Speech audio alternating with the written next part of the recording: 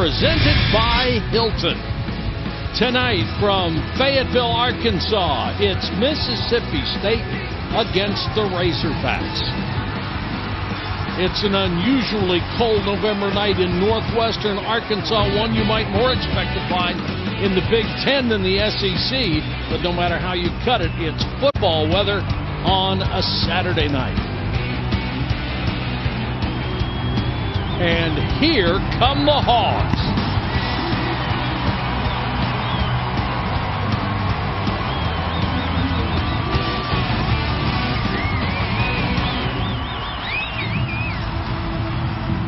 Good evening, everybody. Mike Patrick, Ed Cunningham. It's great to have you with us. Dr. Jerry Punch will join us shortly. The way the season started for Arkansas, it looked like the whole year might be a bust. But boy, have they turned it around. Now they're playing great football. And a lot of people around the country laughing at Brett Bielema sitting at 1-3, thinking, what in the world's going on down there? Well, they lost their top 3 wide receivers and 2 of their top running backs in the first few weeks of the season. So it took them a while to figure things out. Well, now that they flipped the script completely. And it helps when you have a running back coming into the peak of his career like they do in Alex Collins. Arkansas had 2,000-yard rushers coming back. Jonathan Williams got hurt before the season, but Collins has really burst on the scene with great balance, very good vision. He's an incredibly patient runner, but once he chooses his hole, he has incredible injury and feet chop. He gets through it quickly. Here, a wonderful job once again against LSU last week, pausing behind that big offensive line, squeezes through for a big touchdown run in a game that was very lopsided. It's amazing what's happened to LSU, but Arkansas looked great in that game last week. You know, Mississippi State had a better record overall. Dak Prescott would be a huge part of the Heisman conversation. But now you can forget about the trophy and just remember what an exceptional athlete the kid is. And, you know, for Dan Mullen, the things that he's been able to do with quarterbacks throughout his career, and to take this guy who really is built like a running back at 6'2", 230, and a lot of guys who try to tackle him say he feels like a power running back when you try to tackle him. But the pocket passing growth for Dak Prescott in his senior year has been tremendous, and that really has been the big difference for him as a quarterback, settling in to be able to throw the ball from the pocket. All right, thanks, Ed. And for more on tonight's matchup, Dr. Jerry Punch. Thanks, Mike, and hello, everybody. Folks, the last 2 times these teams played, it was a nail-biter going right down to the wire. 2 years ago in Little Rock, Arkansas, it was Trevez Calhoun who picked off a Brandon Allen pass in overtime to preserve the 24-17 victory for the Bulldogs. Then last year in Starkville, Will Redmond made the game-saving interception off of Allen at the goal line for a 17-10 Mississippi State win. Mississippi State has won the last 3 in a row in this series, but get this, folks, they have never beaten the Razorbacks here in Fayetteville. So buckle up. This one tonight should be fun to watch. Mike. Thank you, Doc. When we come back, we'll have the kickoff. But first, one of the great traditions in college football, calling the Hogs. Hogs have won the toss. They have elected to receive. And at 39 degrees, we are ready to kick it off in Fayetteville. Devin Bell to kick to Ryder Lucas and Dominique Reed.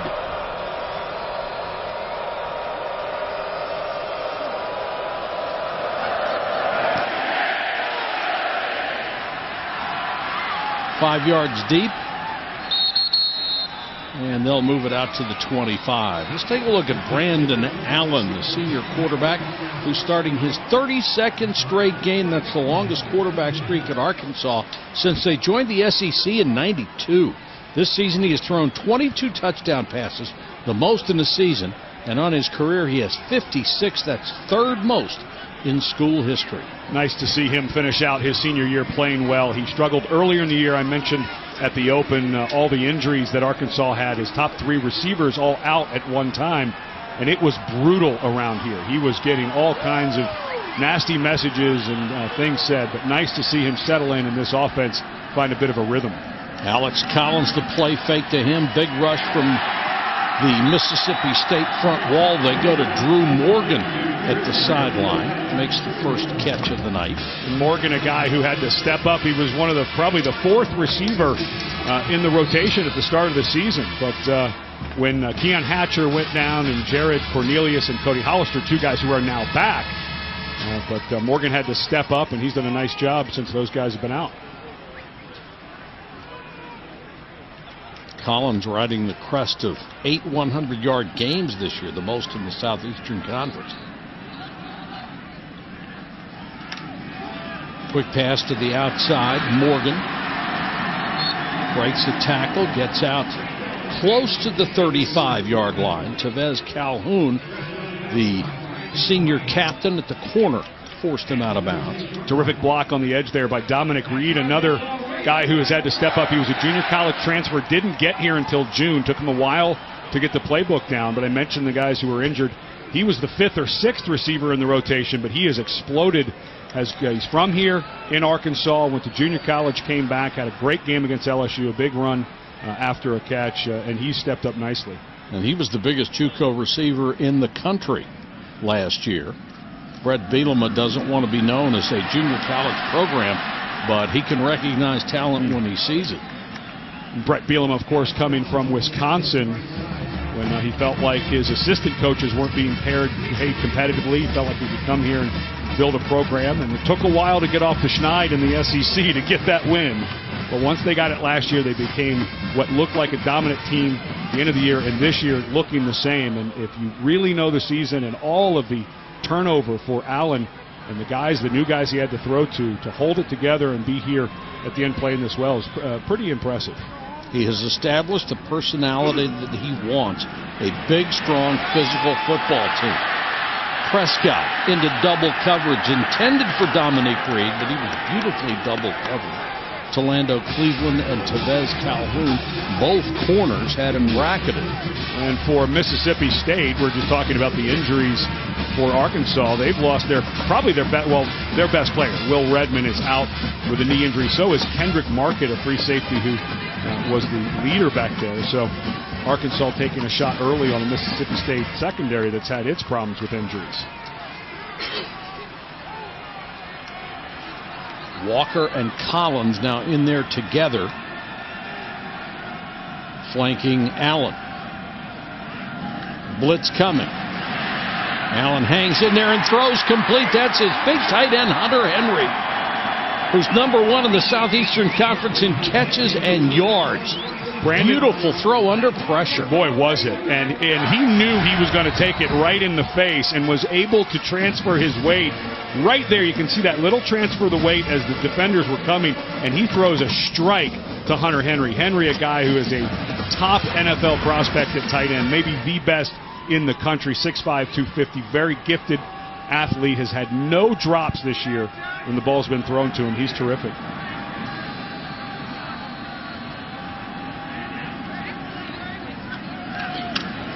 This is the big back, Cody Walker, 252 pounds. He's a guy who, another one of the injured hogs on offense. He broke his thumb earlier in the year and was able to come back against Auburn, and luckily he was. Raleigh Williams was hurt in that game, had to have neck surgery, career in question after that injury. So Walker was the only healthy running back left in what became a 4-overtime game. He's also suffered an injury this year, had a broken hand. Had so many broken bones on this ball club. Pressure coming, ball's loose. They're going to rule it incomplete. And it looked like Chris Jones got the initial hit on Brandon Allen. Chris Jones, a guy who can be dominant at times for Mississippi State. Manny Diaz, the ruling on the field is an incomplete pass. 3rd down. And Chris Jones, interesting, I think. Chris Jones beat him right from the start. Hands moving forward, ball comes out. Yeah, that's the right call. Even if they review it, this will not be a turnover. But give Chris Jones credit. Just absolutely beats the right guard, Frank Ragnow. And Brandon Allen lucky that was not a fumble. It's a very accurate passing game when they can run play action, not so much as a drop back unit. Pressure coming again. Steps up, throws over the middle, and a perfect strike to Morgan. Tell you what, Brandon Allen's looking just fine as a pocket passer. Dan Enos, the first-year offensive coordinator and quarterback coach who took the job after being the head coach successfully at Central Michigan, said this guy has a very live arm. I didn't realize how live Allen's arm was. There's a look at Dan Enos in his first season coming down from Michigan. Must feel like Michigan to him right now. It's almost freezing. But he said this guy has a really live arm, and that was terrific feet movement and almost all arm to make an accurate throw there. He was the head coach at Central Michigan. Out in the flat to Jared Cornelius, and Cornelius knocked out of bounds at the 26-yard line. Calhoun missed the initial tackle. Got some help to force him out of bounds. So you're talking about those broken bones. This is a guy, Jared Cornelius, who broke his arm. It was broken in 2 places, got back early 2 weeks ago. But Dominique Reed gets just enough of Calhoun to knock him by. Otherwise, Calhoun may have been running the other way with that ball.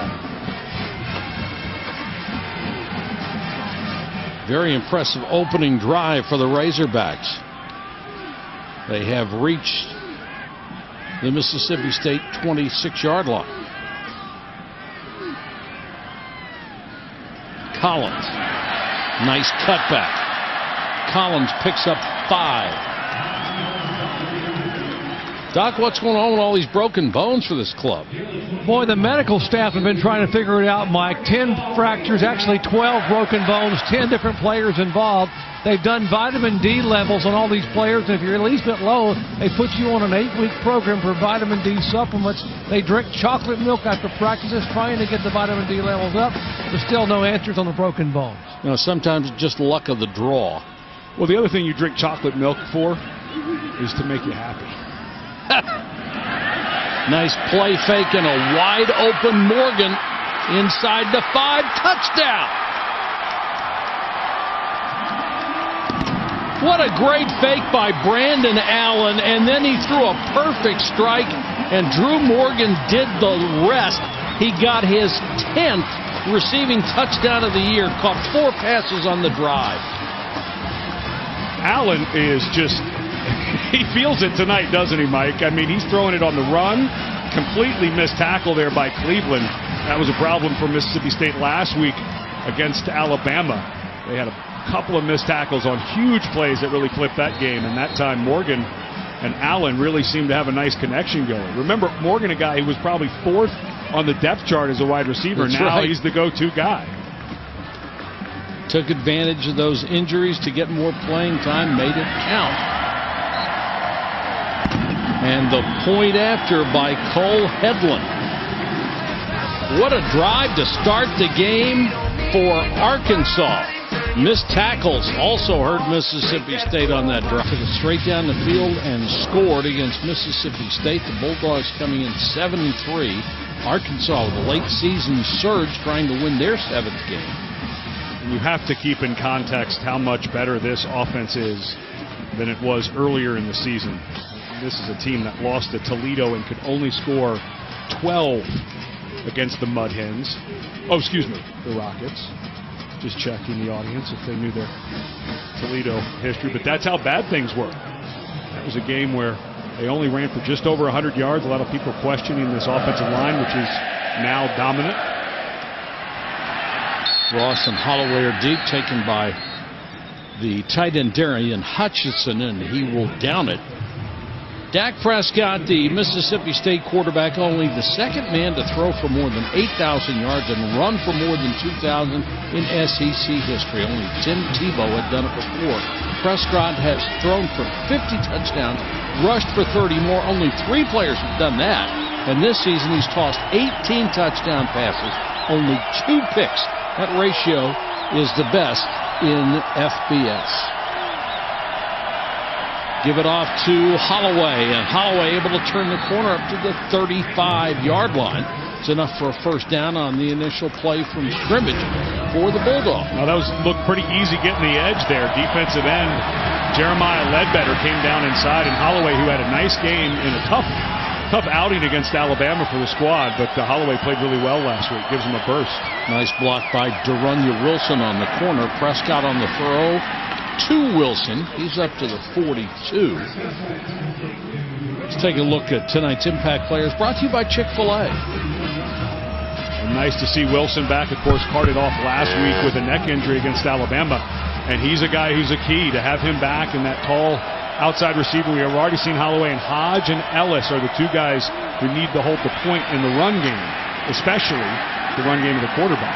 Prescott, big kid, 6'2", 230, a very powerful runner, trying to get to the sticks. But for De'Runnya, Wilson had a very scary moment at the end of the fourth quarter last week against Alabama. Wilson went to make a tackle, was laying on the field, had to be carted off, but got checked out, is fine, practiced all week. Get a report from Doc here in a moment, but good news for Mississippi State fans that Wilson is out there and healthy. You don't get that lucky very often. When they bring the card out, that's usually a sign. Very bad news, and Jerry Punch has more on that. Yeah, it was frightening. When he went down on the field, his neck went one way, and they were concerned about a cervical injury. And the good news was, when they were talking to him on the field, he said, my neck hurts, my neck hurts. They determined that it was a muscle strain and a mild sprain of the neck. No nerve involvement. He practiced and is fine tonight. Well, it's wonderful news, Jerry. Second down from the 45. Five-man rush coming. The pass underneath for Wilson. And De'Runnya dives for the stick. Should have enough for another first down. Brought down by Andre Tolliver, the corner. Nice job by Tolliver. I thought he was about to miss that tackle, and Wilson would have had some running room. But Wilson comes out, looks fine, looks healthy. Good to see that he was okay and that they took that precaution that they did last week. Fake to Holloway. Prescott with time underneath. Completed to Gus Wally, his tight end, who makes his 18th catch of the year. Tolliver with another stop. Come down to the SEC to get a quarterback shootout. Two of the best in the history of this conference. Absolutely. Dan Mullen, who knows a thing or two about best quarterbacks in this conference. Of course, Coach Tim Tebow and Chris Leak while at Florida. Holloway drags a tackler with him for about 3 yards.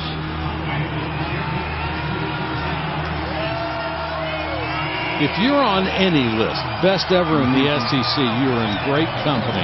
Got both of them. 59, certainly do. Matty Mock at distant third among active quarterbacks. Although Mock no longer active at Missouri.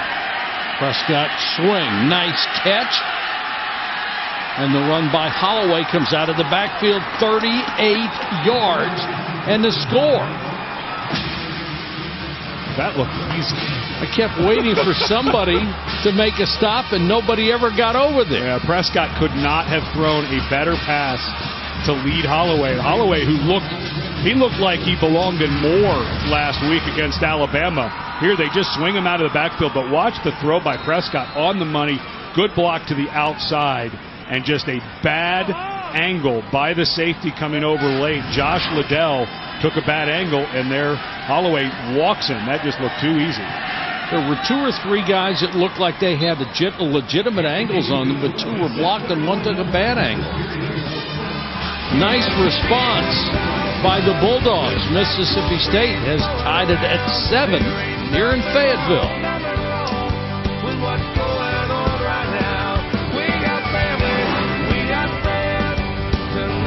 Is presented by Hilton.com, where you can book unbeatable prices on 12 unbeatable hotel brands. And in part by the 2016 Ford Explorer. Be unstoppable. The unassuming house you saw here in Fayetteville has a special place in history, of course. Not only the first home of Bill and Hillary Clinton, but its living room was where the future President of the United States and the future New York State Senator were married in October of 1975. I did not know that. Now you do. Arkansas on the return. Dominique Brown takes it up to about the 24-yard line. Celebrating its 11th year sponsoring the Good Hands field goal nets. Allstate makes contributions to participating universities' general scholarship funds for each field goal and extra point kick. To date, Allstate has contributed millions in scholarship funds. Well, early on, it looks like Allstate might have to write a few checks tonight if these defenses don't settle in a bit. Arkansas looked like they didn't want to get off any blocks on that little swing pass. They were sort of frozen in space and left that gaping hole for the touchdown run. Allen on the toss sweep to Collins. Hits a couple, but A.J. Jefferson comes up and makes a stop. Jerry Punch has more from the sideline. Doc? And guys, after the opening drive by Arkansas, much of it through the air, when Mississippi State came to the sidelines, both the safeties and the nickel, the extra back that goes in, were on headsets upstairs to the coaching staff. A lot of animated arm waving and a little bit of discussion about maybe some confusion over the coverages in the secondary. Confusion's a killer. Collins, the tailback. Allen fakes the draw to him. Under some pressure up the middle. Throws incomplete. Intended for Henry, but knocked away by Kevon Coleman. Well, there was free safety. There was no confusion there by Coleman.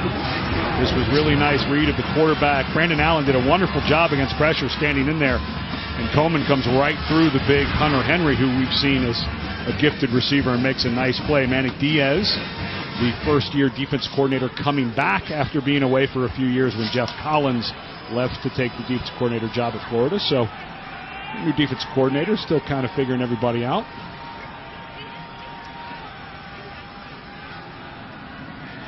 Third and 12 for the Hogs. Pressure coming again. And this one kicked up in the air, still loose. Morgan had two shots at it, couldn't bring it in. And Morgan gets up holding his arm. He's got something on that right arm. I noticed the big black sling on the right shoulder there. Sometimes that's a harness, and if you've had some shoulder problems in there. Illegal hit in the back, big hit, and Morgan getting up there just wasn't able to catch it cleanly, and then boots it into the air and has to go fighting to make sure it gets to the ground. But you could see right there at the end, it looked like he maybe landed on that right elbow. Don't want to lose Morgan. It was a kick save and a beauty. Baker kicking to Ross. Make the fair catch at the 35-yard line after a punt of 41. And Mississippi State will go back on offense for the second time.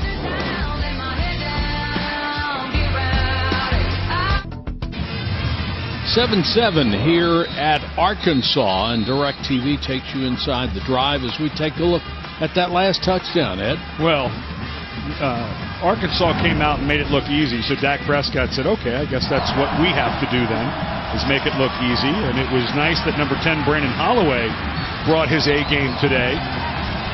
Gets a nice run there. Nice to see De'Runnya Wilson playing for Mississippi State after his injury last week. And then the swing pass that looked like Arkansas had never seen before. A swing pass, all of a sudden Holloway running free. I would assume that there were some adjustments on the sideline for Arkansas. A lot of them just fighting off those blocks on the edge that they seem magnetized to.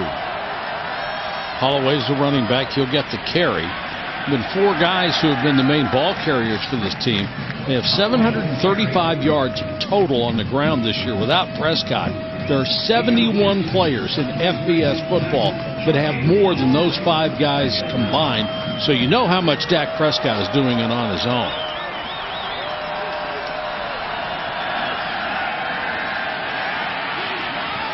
Time to throw. Perfect pass on the post. Gabe Miles. 46 yards. What a throw by Prescott. And what amazing work in the pocket. We've been talking about the improvement of Prescott in the pocket. Brian Johnson, the second-year quarterback coach for Mississippi State, as Mississippi State's going fast, has done just a terrific job with him in the pocket. Holloway to the outside. Spins, thrown out of bounds at the 15-yard line. But that was as good a pocket work as you can. There was 3 reads before Prescott came all the way back to his to Gabe Miles running from the backside all the way across, and he put it right on the money. What a terrific throw. And Miles is a very lightly used receiver. That was only his 9th catch of the entire season. He almost dropped it, had to catch it twice.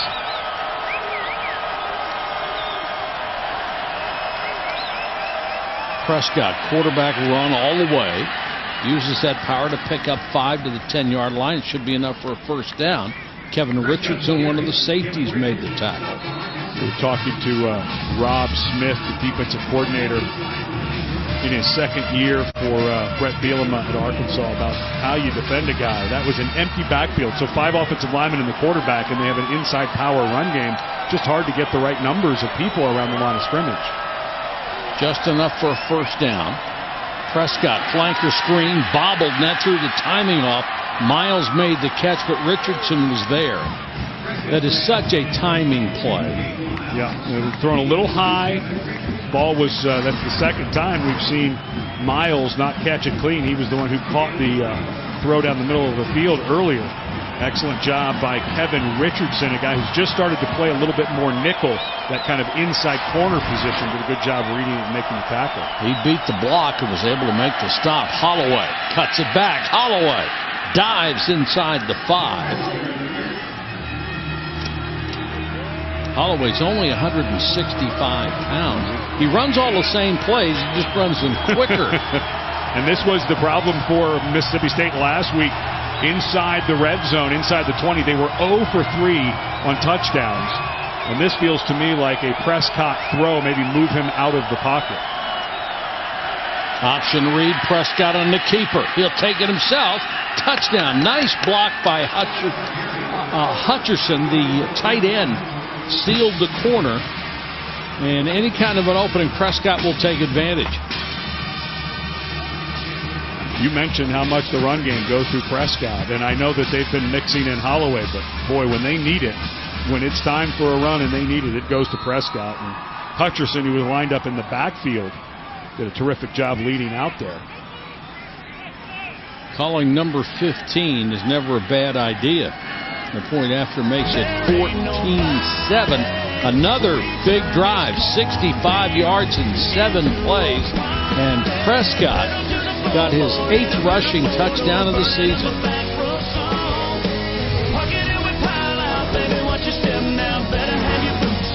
High stepping, and some people think that's the key to the door that should never have been opened in the first place. You're blaming him, huh?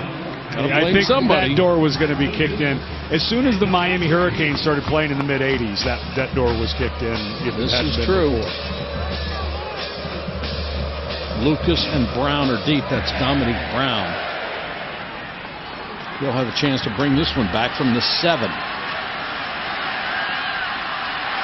Makes one man miss across the 25. Still on his feet, knocked out of bounds near the 40-yard line. Nice return by Dominique Brown, 33 yards.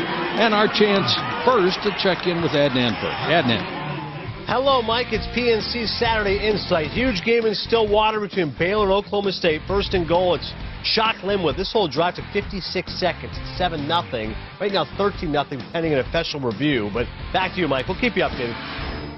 All right, Adnan, thanks very much. And I'm sorry I said Dominique Brown. It was Dominic Reed, of course, number 87. Took it out across the 40-yard line.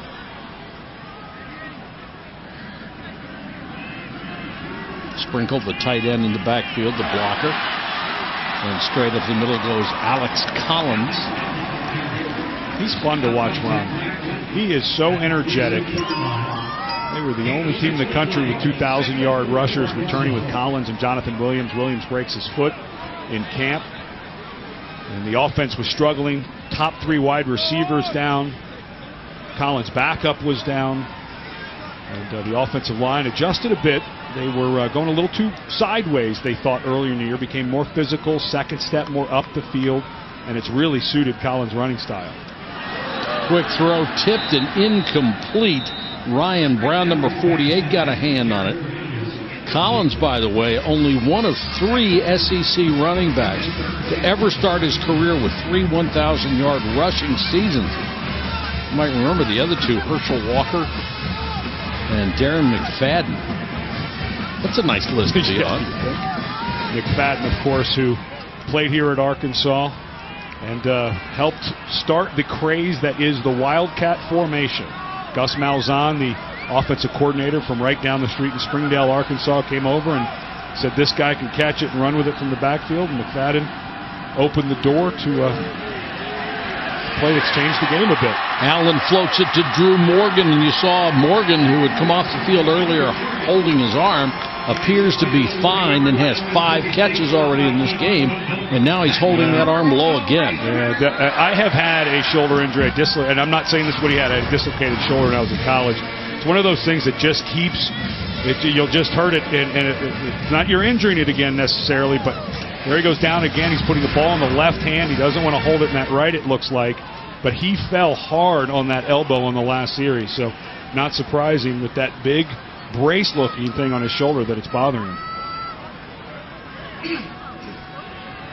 First down at the 40. It's an end around that will lose a yard because James was there to make the tackle, and A.J. Jefferson also there. Jefferson, a guy who's become the most productive defensive lineman up front. Just has a really good feel, had a really nice pressure, forced an interception last week against Alabama. And Manny Diaz was saying he's really, every snap, he's productive. He's been very good for us this year. Gets a lot of penetration. That was tackle for loss number 13.5 on the year. That leads the ball club by far. Fake draw. Pass complete to Jared Cornelius. He's down to the 22-yard line. That'll be another first down. A gain of 19. And boy, Brandon Ellis, very impressive. And Cornelius slow to get up. Cornelius, a guy who already missed a bunch of time with a broken arm. Broke it in 2 places earlier in the year, and it looked like the defender may have landed awkwardly. And oh boy, that would be a tough one there. That's Hunter Henry. We mentioned... that's the brilliant tight end. And Cornelius is a guy that really makes a difference with Dominique Reed. So we'll see how both these guys are. We'll check all these guys out when we come back to Arkansas. 14-7 Mississippi State, and 2 Arkansas guys hurt on the last play. Yeah, and Hunter Henry was tied up in a blocking at the line of scrimmage and was rolled up. It took a while to get off the field, and then Cornelius, as he's being trailed by the linebacker Jackson, as Jackson goes down, drags on that right leg. The knee hits hard. Cornelius, the ball came loose but went out of bounds, but Cornelius able to get up and move around. He's a guy that really made a difference when he was out earlier in the year. Keon Hatcher was hurt earlier in the season, and of course Cody Hollister as well, who's back now. So, and then you lose Henry, who's, I mean, he's just a dynamic player. He's listed as a tight end, but he's a slot receiver. He's out wide. He's a guy they use everywhere. Looks like they're going to rewrap his ankle. Collins. Nice job by Kevon Coleman. Got his ankles, and then Richie Brown cleaned it up. Coleman, number 3 on this team in tackles, very active safety. Watching Cornelius moving around, he looks okay as he comes off the field. But this is an offense that has had to deal with receivers in and out of the rotation, and we've seen Morgan, who's in there now at the top of the screen, has a what appears to be a right shoulder that's bothering him. Fake to Collins, pressure coming. Allen drops it off, and he got it to Collins. Great job by Brandon Allen to avoid the blitz, keep the play alive, and find the open man. And a great job by Alex Collins, because they set, this is supposed to be a screen to Collins. Watch as Allen drops back. He's looking for Collins, and because of the blitz and the blitz missed by Collins, but Collins stays in sync with his quarterback right in front of him, and Allen is playing really well. I mean, that throw to Cornelius, where Cornelius got hurt, was as good as a throw on the run as you'll see, and there's another one scrambling around with all the blitz in his face. It turned out it was not a running back screen. It was just a mixed block that he made work. Mississippi State brought the house and lost it. Both quarterbacks already over 100 yards. Mississippi State with a 7-point lead here in Fayetteville, Arkansas, where Mississippi State is into the second quarter with a 14-7 lead.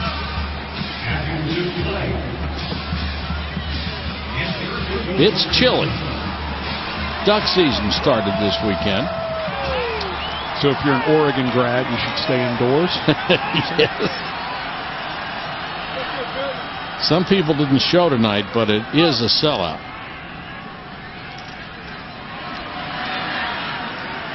Not much there. Not much of a surprise, though, 1st and goal inside the 10 that Arkansas is running the ball. No. But that's what sets up on 2nd down is a bigger Anthony Antoine, number 19, comes in. Sets up a nice run action pass here on 2nd and goal. I feel like it's on 1st and goal. There's somewhere in there where you're probably going to have to throw it at some point. I always feel like this is the one to look for. This is a guy at 6'5" that they've been moving around and really have liked what he's grown into. It's about the biggest offensive line in captivity. They line up in the eye. Play action fake. Sprinkle the tight end. Jeremy Sprinkle with the touchdown. He lined up as the blocking back, worked his way out of the backfield, and Allen perfectly on target. And because of all the big bodies that came in, including Antoine, who's listed as a tight end, that had for all the world to look to Mississippi State like it was going to be a run, and all of a sudden they do a cross action, and Sprinkle is running wide open.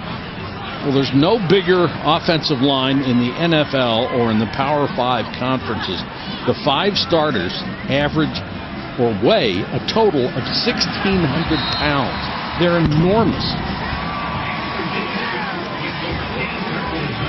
And they have tied it at 14. But it certainly takes Ohio State out. But nice job for Sprinkle to get a touchdown. We saw Hunter Henry go down. He did not come back into the game yet, was having both his ankles retaped, the tight end, the fine tight end for Arkansas. There's a couple using the blanket in what is going to become a below freezing night, apparently, here in Northwest Arkansas. They have used 4 tight ends, but Sprinkle and Henry have been the guys who have caught all the passes at that position. The other 2 mainly blockers.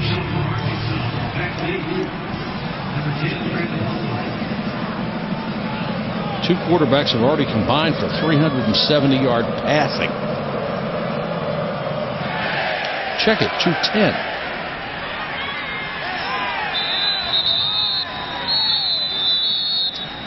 It's been a nice start for Dak Prescott. We've been talking about his ability in the pocket. Here he's got a read to the left, comes back to another read. Now he's coming back to a 3rd read. And that's where he hit Miles for that big throw. And then just a terrific lead to Holloway, who outruns the entire Arkansas secondary. But it was the accuracy of the throw that started it. And then, of course, we all know he is the best running option when you get down around the goal line. So a good start for Prescott. Little flat pass for Aries Williams, and Williams across the 35 to about the 37. And Dak Prescott has now raised that mark to 102 touchdown passes that he is responsible for. Touchdowns, 60 passes, 39 rushes. Even caught 3.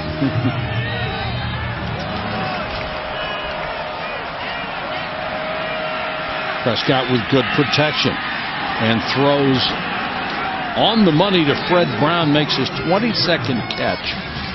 Boy, that's a nice throw by Prescott. Yes, it is. No pressure at all for Arkansas. Arkansas up front dominated LSU last weekend on their defensive front. But right now, they're being stoned by a Mississippi State group that struggled last week against Alabama in the past game. Prescott again gets it out to Fred Ross. And Ross, who led this club in catches coming in with 59, now has 60. What is his future? What does it look like to you? I think he's got to get a real shot. He looks so much better in the pocket this year, does Prescott, than he did last season. I think he's got to get a shot because the game's changing. You need guys who have both abilities at the NFL level now, I think, just like is starting to happen in college. Ross, again, I mean, he's got a Cam Newton-like body. He is a very thick guy who runs very well. And I give a ton of credit to Brian Johnson, the second-year quarterback coach, a young guy on the rise in the coaching ranks, played quarterback at Utah for Dan Mullen, now the quarterback coach, and you can see his influence on Prescott. But I think he's going to get a shot, Mike, and don't be surprised because he has improved so much to throw and brings that athleticism that he doesn't hang around on a team next year in the NFL. 5 wide receivers in an empty backfield. Arkansas comes with 5. Prescott hangs in there and throws a little strike to Darunya Wilson.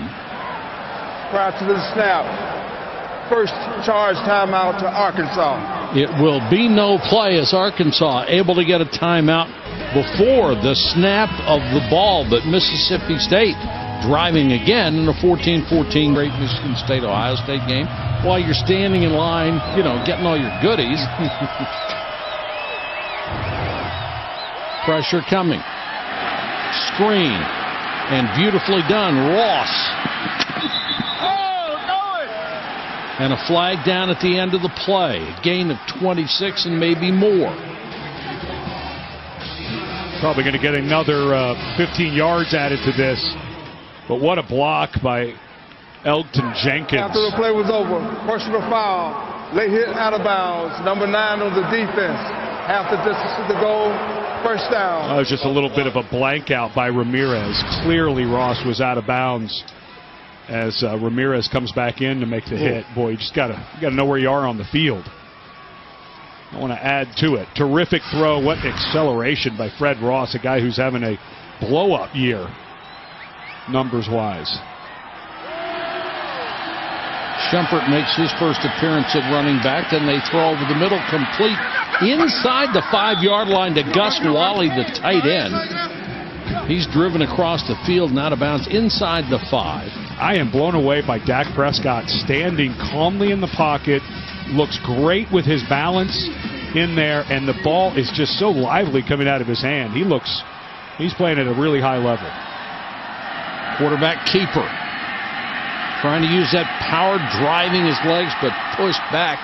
Gang tackled at the 2. Brooks Ellis, the middle linebacker, led the charge. This is the run game they like. That's a lot of bodies. I was watching against Alabama. A lot of times when they run those inside quarterback runs, they just have so many blockers around. It's hard that bodies come free. Last time they ran it with Prescott, they got him out to the edge. Let's see what they do here. Ellis, by the way, saved his best as the middle linebacker for that Alabama game. Had a career-high 15 tackles.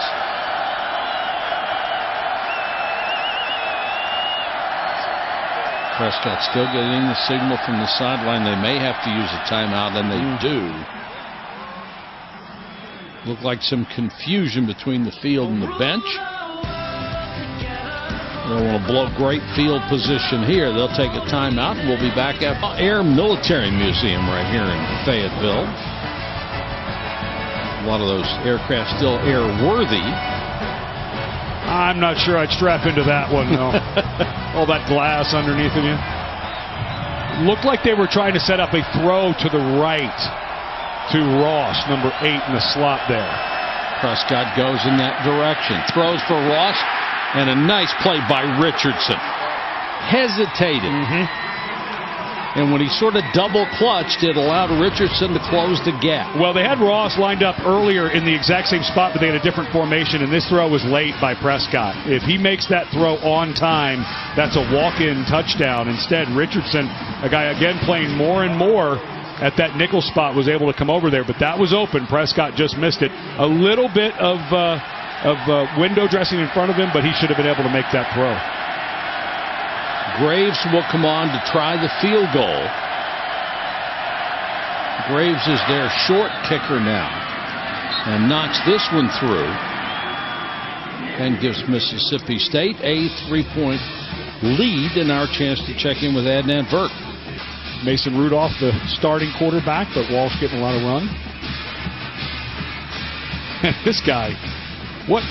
They'd won 4 in a row, and they ran into the buzzsaw that is Alabama. Yeah. Alabama's defense is crazy good. They sacked him 9 times. But in the fourth quarter, he was still standing in the pocket. This is an offensive line for Mississippi State. They knew coming back it was going to struggle a little bit. This offense in total only had 4 starters coming back for Prescott. So to see the improvement that he's made and how good he looks. And you give Dan Mullen, the work he has done with quarterbacks throughout the year and finding guys like Dak Prescott, who maybe in high school you don't think he's going to turn into a fine throwing quarterback, but Mullen has had such a terrific history as a quarterback coach, offensive coordinator course, at Utah, and then at Florida before taking the head coaching job at Mississippi State. The stretch they had before he showed up in Starkville, they were 23 and 48. That's just awful. They were an afterthought in the SEC, and now he's made them a perennial threat. Done a brilliant job.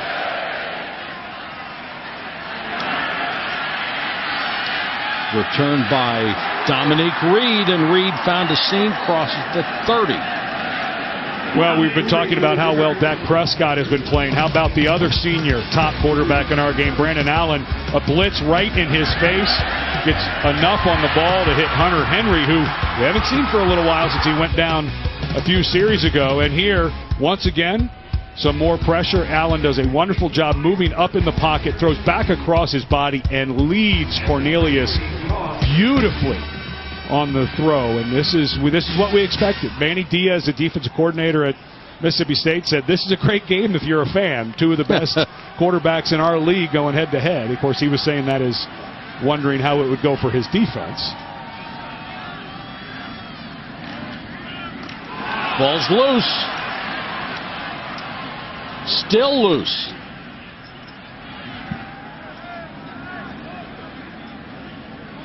And I think that was Chris Jones again. Yeah, Jones is just working on that right guard. Ragnow is having a really tough time right now with number 98. And, boy, that took a long time for that ball. Just not enough of a pocket by the running back. Never had the ball. Brandon Allen just got the edge of the ball onto his ribs. And Hunter Henry back in was able to hold on to it while the quarterback came and scooped it up. I'm surprised that Mississippi State couldn't get that.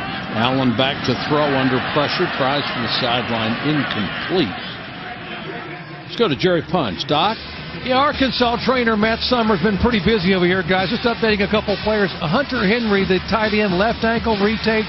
He should be fine. Limping a little bit back in the ballgame. Jared Cornelius, number 1, the wide receiver who had the broken arm. You're worried about that when he went down. It was the breath knocked out of him. And Ed, you're exactly right. Drew Morgan has a shoulder issue. Been battling it since high school. Wears a harness and tries to protect that one shoulder. Well, Jerry, he has reacted badly after every time he's been hitting this ball game. Brandon Allen on 3rd and long. Pressure coming. Manny Diaz is just going to unload. And here is a huge hit after the incompletion.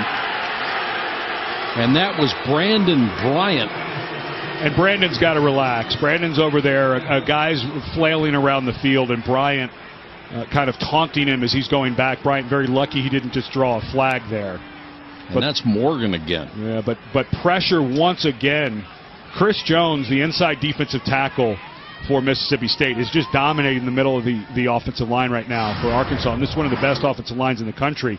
But there's 90. I mean, he's just pushing people into the lap of the quarterback.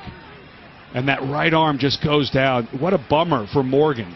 Again, I'm not saying he has a dislocated shoulder. That's what I had in college. And it's like every time you land incorrectly on that arm. And a clean hit by Bryant that was not an illegal hit, and he was not trying to harm him. But when a guy's laying on the field, just turn your back and walk off.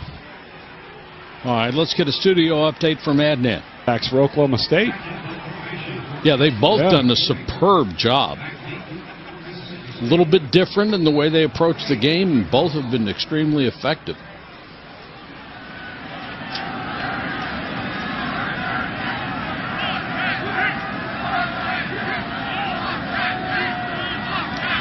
Baker will kick it away. Got pressure. Contact. There's a flag down. And the ball takes a kick back toward the 42. Now we'll check out the marker. Now the question becomes...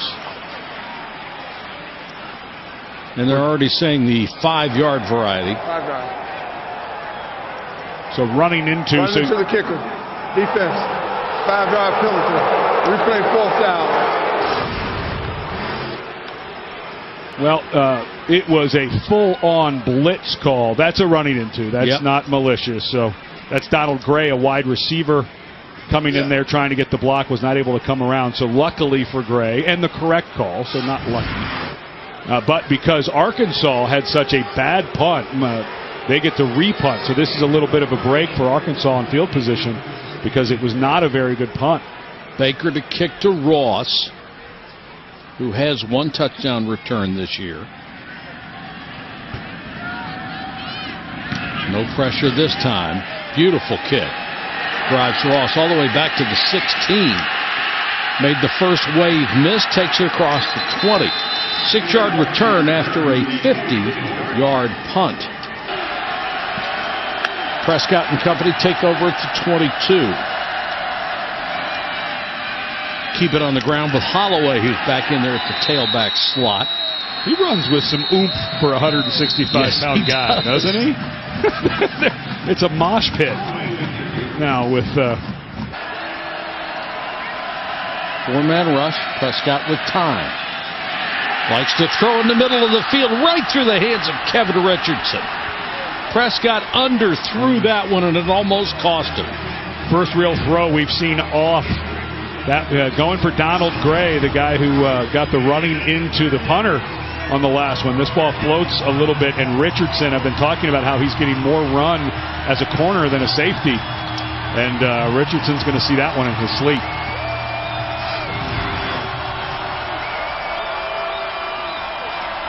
Third down, call it 5.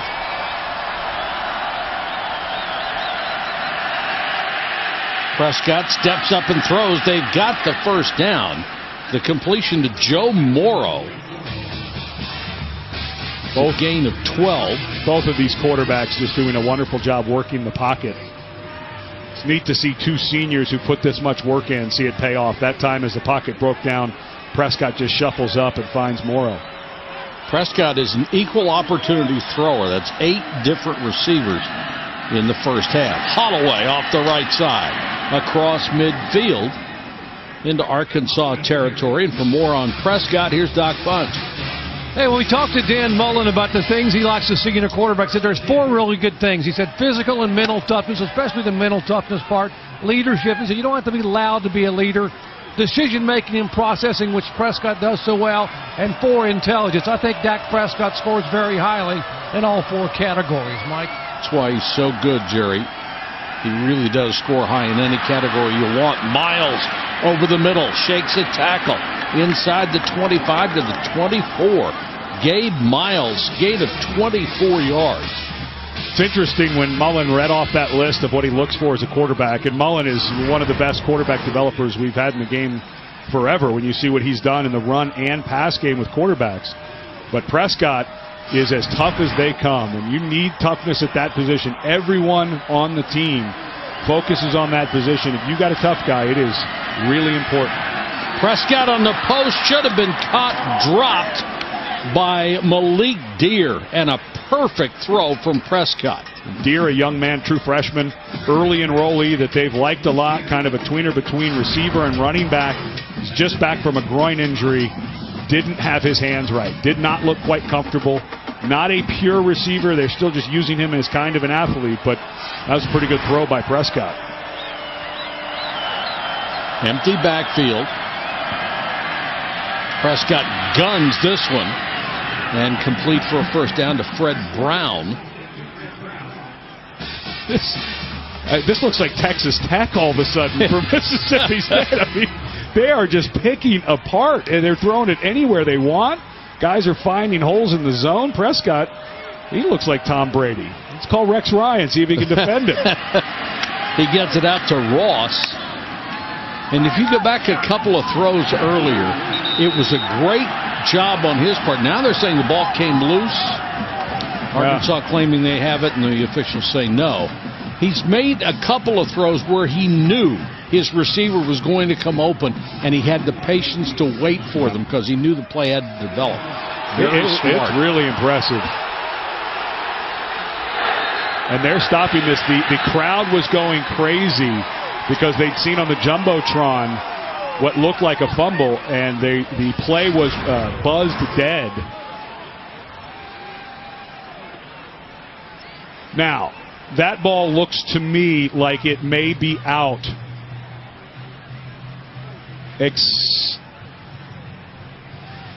Well, they could also say Tolliver has the ball as he's going down, but the question is forward whether progress? Ross is down. But, yeah, forward progress. However, I didn't hear the officials say forward progress. That would not be reviewable. If the officials on the field said the forward progress was stopped, this would not be reviewable.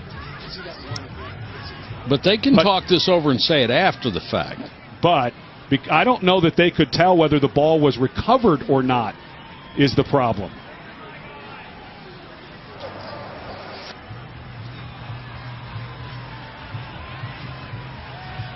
Now we officially have a timeout by Arkansas. Shouldn't have to challenge it if they were already looking at it. We'll check it all out, figure it out for you when we come back. Well, Tolliver did pull the ball out from Ross before he was down and then was able to recover it in the immediate action after the play. However, what we heard from the field was that the officials on the field said that Ross's forward progress was stopped, which I think was the right call. Clearly, Ross was moving backwards. That is not reviewable. Brett Bielema used a timeout and a challenge, which was a mistake. I'm not sure if they've given that back to him or not, because that was a non-reviewable play. They didn't announce that forward progress had been stopped on the field, but during the review, the officials on the field said not reviewable because forward progress had been stopped, and I think that was the correct call. Prescott play fake, throws for the end zone, touchdown. Nice throw to Fred Brown, good catch by Brown. So they take advantage of the ruling of forward progress that negates the fumble. And that's the right call. I know Arkansas fans, when they see that replay, say, how is that not our ball? But Ross had been knocked back almost a full yard, was clearly going down. And so when the officials, when Brett Bielema called the timeout to challenge it, they had to go say that is not a reviewable play because forward progress was called down on the play. So Arkansas loses the timeout. And if they did take that as the challenge, then Brett Bielema loses that challenge for the rest of the game. But they should have told, if it was forward progress, they should tell him he can't challenge it. Well, you can challenge any call. So we'll have to find out if they did charge it. But there, the forward progress is coming back before Tolliver pulls it out and recovers it. And then this leads to what has been, this offense for Mississippi State just looks fantastic. Good fake. And just a wide open throw in the back of the end zone to Fred Brown. So Dak Prescott, just both of these quarterbacks playing brilliantly well right now.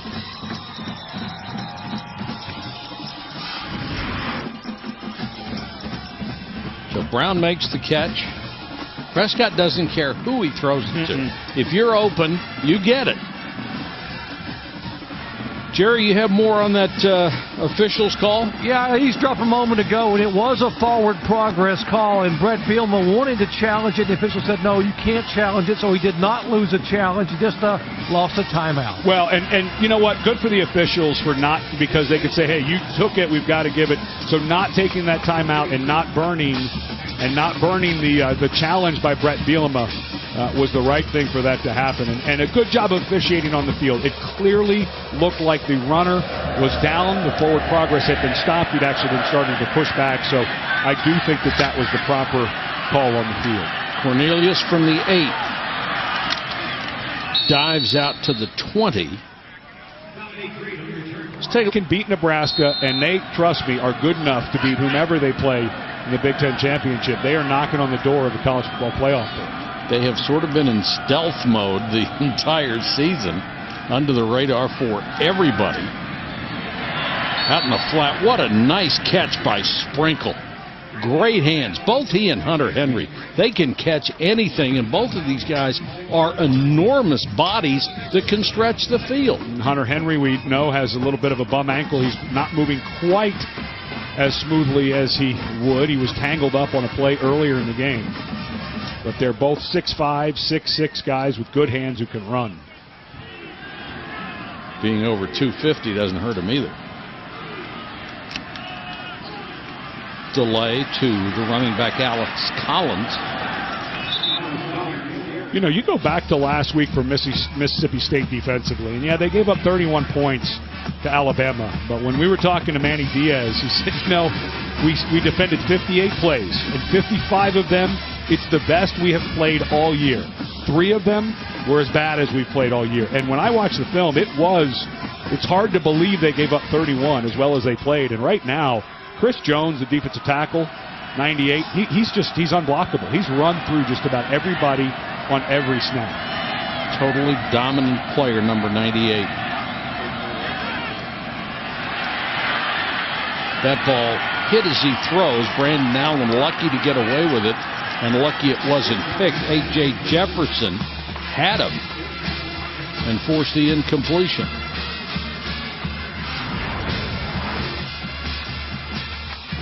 And we mentioned right at the start that Chris Jones was there as a linebacker, and that's A.J. Jefferson comes in, and then the other Ryan Brown kind of cleans it up. But we said that Chris Jones walking around, some confusion for Arkansas, and Arkansas who makes its name. I mean, it put the offensive linemen on the media guide, the cover of the media guide this year. They love them so much, but it's the defensive line of Mississippi State who's winning that battle.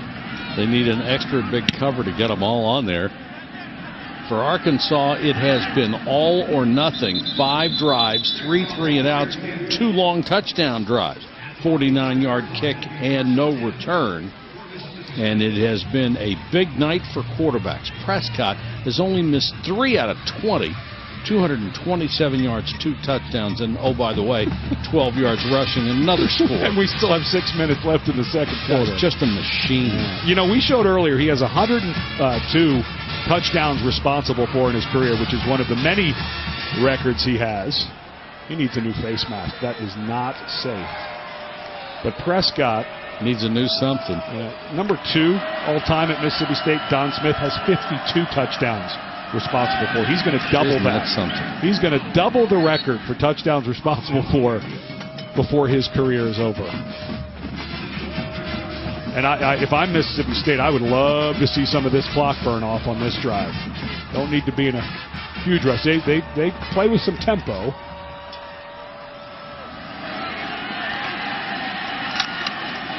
This will take it up near the 40. It will be another first down.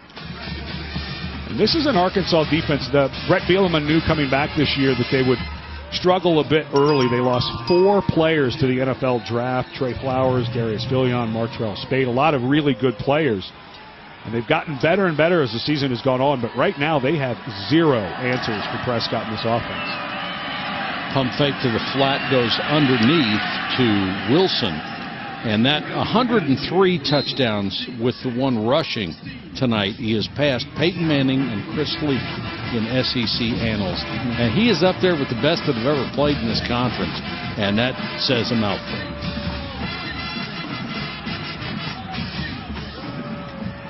And in talking to the coaches and everyone around Mississippi State, they're going to have a nice competition behind him in the spring. They have some really good players. Nick Fitzgerald looks awfully good, very athletic guy. Prescott throws it. What a nice catch by Ross. Ross shakes the tackler inside the 30, still on his feet. Ross, what a play, 55 yards. Holy cow. Somebody call SportsCenter and say that we have a top 10 play. But how about the catch, the missed tackle by Kevin Richardson in the secondary, and Ross. What a year. This is a guy who had 39 total catches in his career coming into the season. He's going to end up with probably 80. And I would say that's a top 10. Boy, that's just bad play in the secondary. Josh Lydell, the safety, misses the angle. Missed tackle by Richardson here. And Ross shows good explosion, but Arkansas just struggling in the secondary with tackling in space this evening. For Ross, Christmas came early in the form of 2 poor tackles. And it's 31-14 Mississippi State over one of the hottest teams in all of college football. Arkansas coming in, really playing its best football. What a catch by Ross. And then what a move to get the score.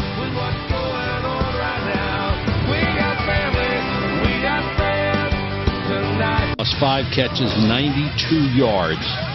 He is only 11 catches shy of the school record in that department. Goes to the same barber as Odell Beckham Jr., apparently, with the blonde locks. And that looked like a Beckham catch right Yes, there. it did. Yes, it did. Goes back and played his college ball at Louisiana State here in the SEC. Like Cooper last year. I mean, there's just been unbelievable receivers in this league the last 5 or 6 years. Dominic Reed hoping for a chance. But he is swallowed up the 20, dives forward to the 21-yard line. Let's take a look at today's Good Hands play brought to you by Allstate. Good hand in this one. There's the Odell Beckham grab, but it's the run. I mean, there's the good hands, right? So that's why Allstate sponsors it, because of the catch. But I think Allstate should get in the business of insuring missed tackles. I think there'd be big business in there. The premiums are too high. Yeah, especially with guys like Ross and the way offenses are played. Well, let's see what they can do in the final 4:37 of the half. Arkansas would love to have a response. They're losing by 17.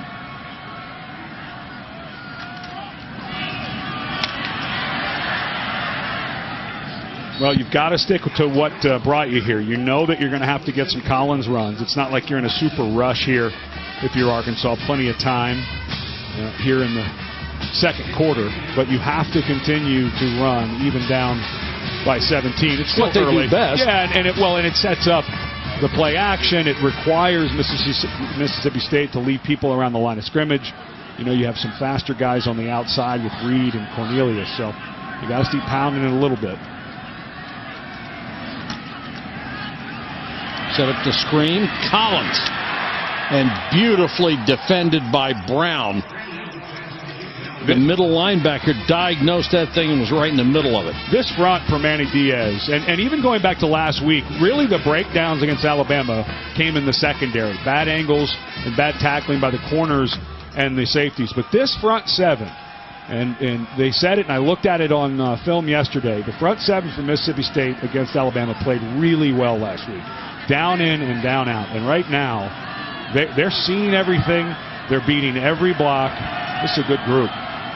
Best thing they have done all year long is prevent people from scoring. They've given up yards, but not points. Blitz coming. And they beat it. There's that big tight end again, Hunter Henry for 17 on another perfect throw by Brandon Allen. What do the coaches say when he throws off that back foot? When he steps into it, he can be really good. And Hunter Henry looking pretty good coming out of that cut. Remember, he had the ankle injury earlier. And, tight end, sure. No, he's a slot receiver. I mean, this guy is so gifted. I was watching him run at 6'5", 250, and he looks like a guy that's 190 pounds the way he moves. He is just... He is a gifted athlete. Out of the eye this time, and the draw to Collins. To Leonard Fournette. I want to hear more about Ed's thoughts on hairstyling. Mike, back to you. Another post, this time to Cornelius. Nice throw. You know, Brandon Allen, you mentioned the fact that a lot of people had given him grief much earlier in his career, not being able to close out games, and this young man had his truck egged after one game, then he had it set afire after another game. Back in 2014, it's been a rough go for him when things haven't gone well, but he has hung in there, and the coaches talk a lot about how much confidence he has. He didn't lose his confidence, and how hard he worked to get some of those young receivers with all those injuries early in the year to get them all on the same page. Now he is projected as a mid-round draft choice. Somebody very likely to give him an opportunity to play on Sunday. Terrific job there to pick up what he had. Now the clock's starting to become an issue. And that would have taken a good timeout there by Brett Bielema, because I think that would have probably taken 20 to 30 seconds to get everyone back, because you had called a long pass play, and then the guy takes off and runs, so everyone had to come back to the huddle. Good timeout. 1:22 to go in the half. Timeout. Back after this.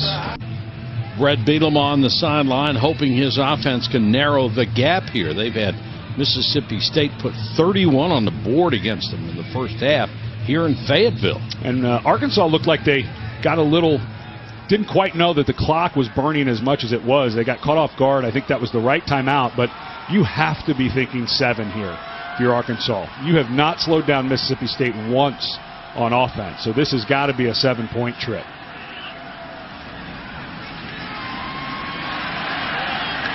Time to throw. They find the middle again, and it's Hunter Henry. Watch. Now the clock stops because they're moving the chains, but let's see how quickly it gets reset and see if they lose any time here. Now out with just that one timeout left. You'd like to save that at all, if at all possible. Allen, smart play, just gets rid of it.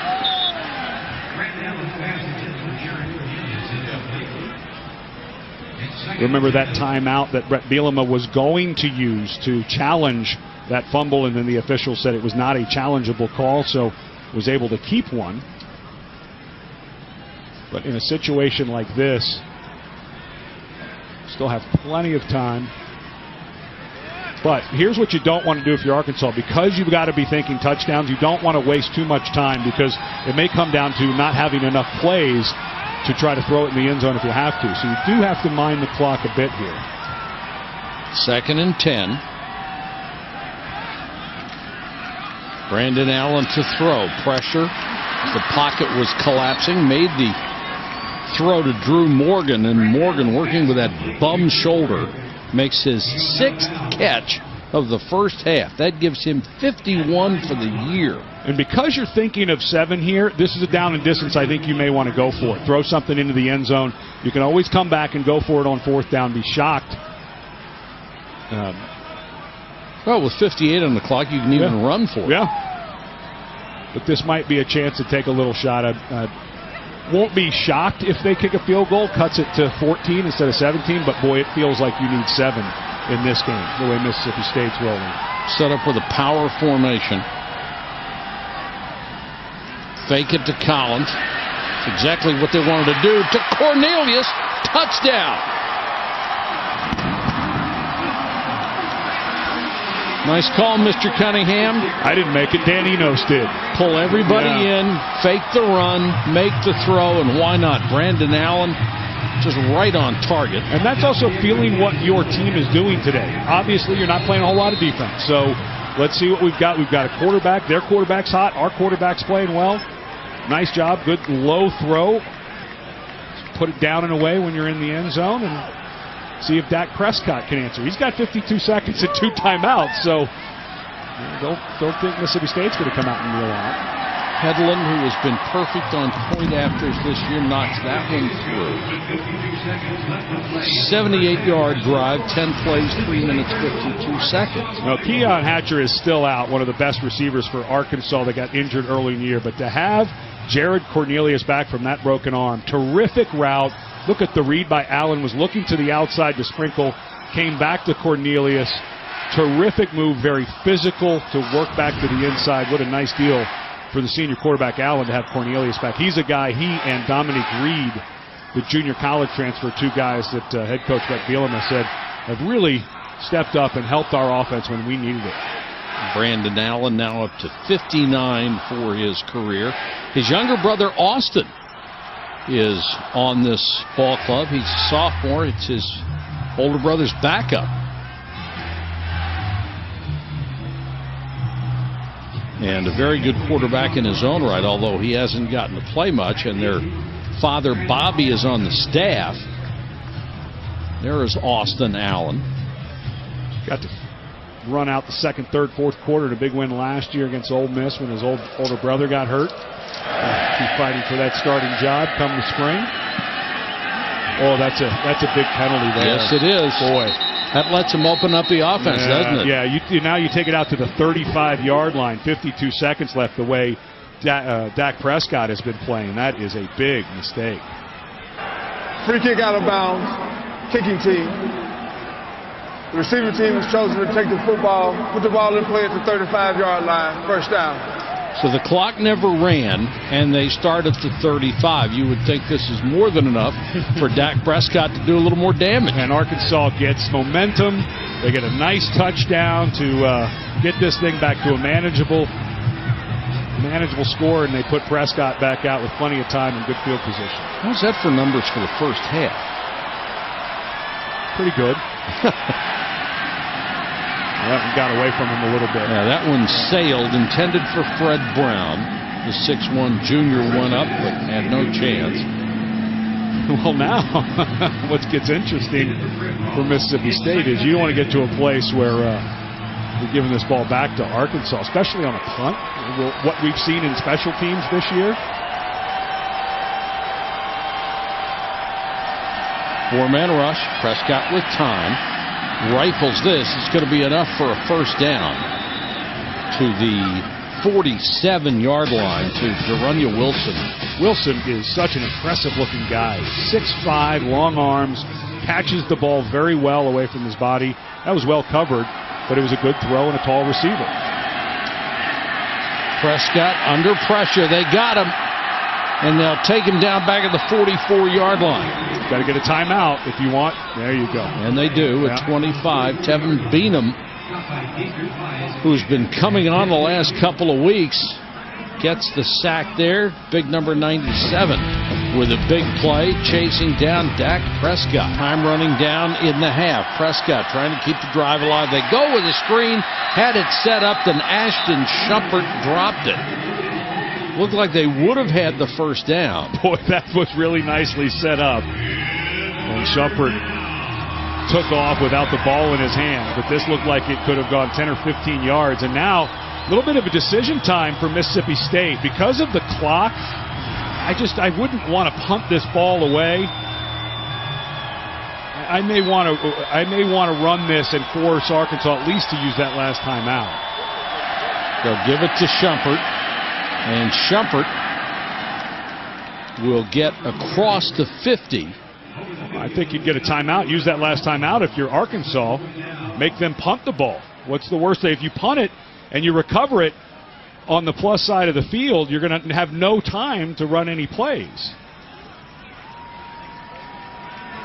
Now they make the timeout call with 3 seconds left. Now you really wouldn't have to punt it. No, you just... Yeah, Prescott can now just run around and throw this. So, little bit of mismanagement by Arkansas to not take that timeout, which would have forced Mississippi State to have punt the ball. And now, with just 3 seconds, they can have Prescott just run around and throw the ball out of bounds. I think it was one of those situations where each coach is thinking, well, this is so fluid. If he calls the timeout now, then I've got enough time to run. Well, he's not calling it out. Yeah. So, and they're both saying the same thing. But all Prescott has to do is throw this down the field. I mean, the clock's going to burn on a play, on a throwaway play, whereas with 9 seconds left when it stopped, there's Rob Smith, the defensive coordinator for Arkansas. But if you call that timeout, they would have to punt the ball or throw it away and give you time on the clock right at midfield. Now they got a chance to throw it deep. Oh, boy. That is awfully close to grounding. And the official, the referee, he was reaching for his flag to throw grounding, and there was a player in the area code of where Prescott threw that, but very lucky because that would have been an untimed down, turnover on downs for Mississippi State and a potential long field goal try. But Prescott was doing exactly what we said, was just going to throw it downfield. The referee was reaching for his flag. At the half, the score, Mississippi State 31, Arkansas 20. Now let's send you to Adnan Burke in the Buick.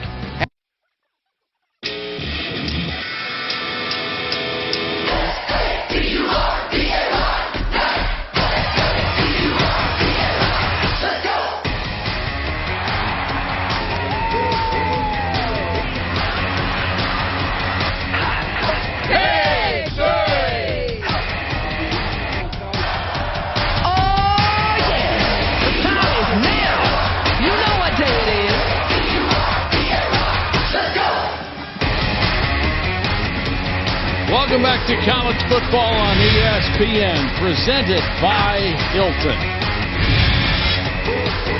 Great first half for quarterbacks, particularly Dak Prescott here in Fayetteville. 31-21, Mississippi State with the lead Prescott was, well, we know how much, what a great player he is and how much we love him. He was just brilliant. He's thrown for over 300 yards in the first half. I mean, he's got a 400-yard game in his career last week against Georgia Tech. But Arkansas has got to get pressure. They haven't brought a lot of blitzes. The problem being when you blitz, he's good enough to run by you. So we'll see how they change up their defense. But Prescott gets the ball back. And I want to clarify, Steve Shaw of the SEC, the head of officials, called us at halftime. If Prescott had been called for grounding there at the end of the half, because it was a loss of down play, they would not have replayed it down in that half. So for Arkansas fans a little upset that wasn't called, it still would have ended the half had it been called. Ball's loose. Holloway hit, lost it, and it's recovered by Mississippi. Who's got it? Arkansas.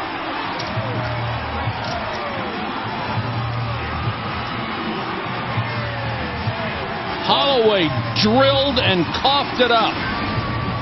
Well, Holloway has been such a spark for this team. He gets sandwiched in the middle there. It looked like number 45, Josh Harris, a linebacker. And it was another guy coming from behind, but Holloway, who's been such a spark with a huge turnover. I mean, this game had so much momentum going Mississippi State's way. Arkansas had a wonderful answer at the end of the half, or near the end of the half on offense, and now they get a big special teams turnover. Razorbacks with a chance to get right back in it. Collins is the deep man in the eye. Sprinkle, the tight end, is his blocking back.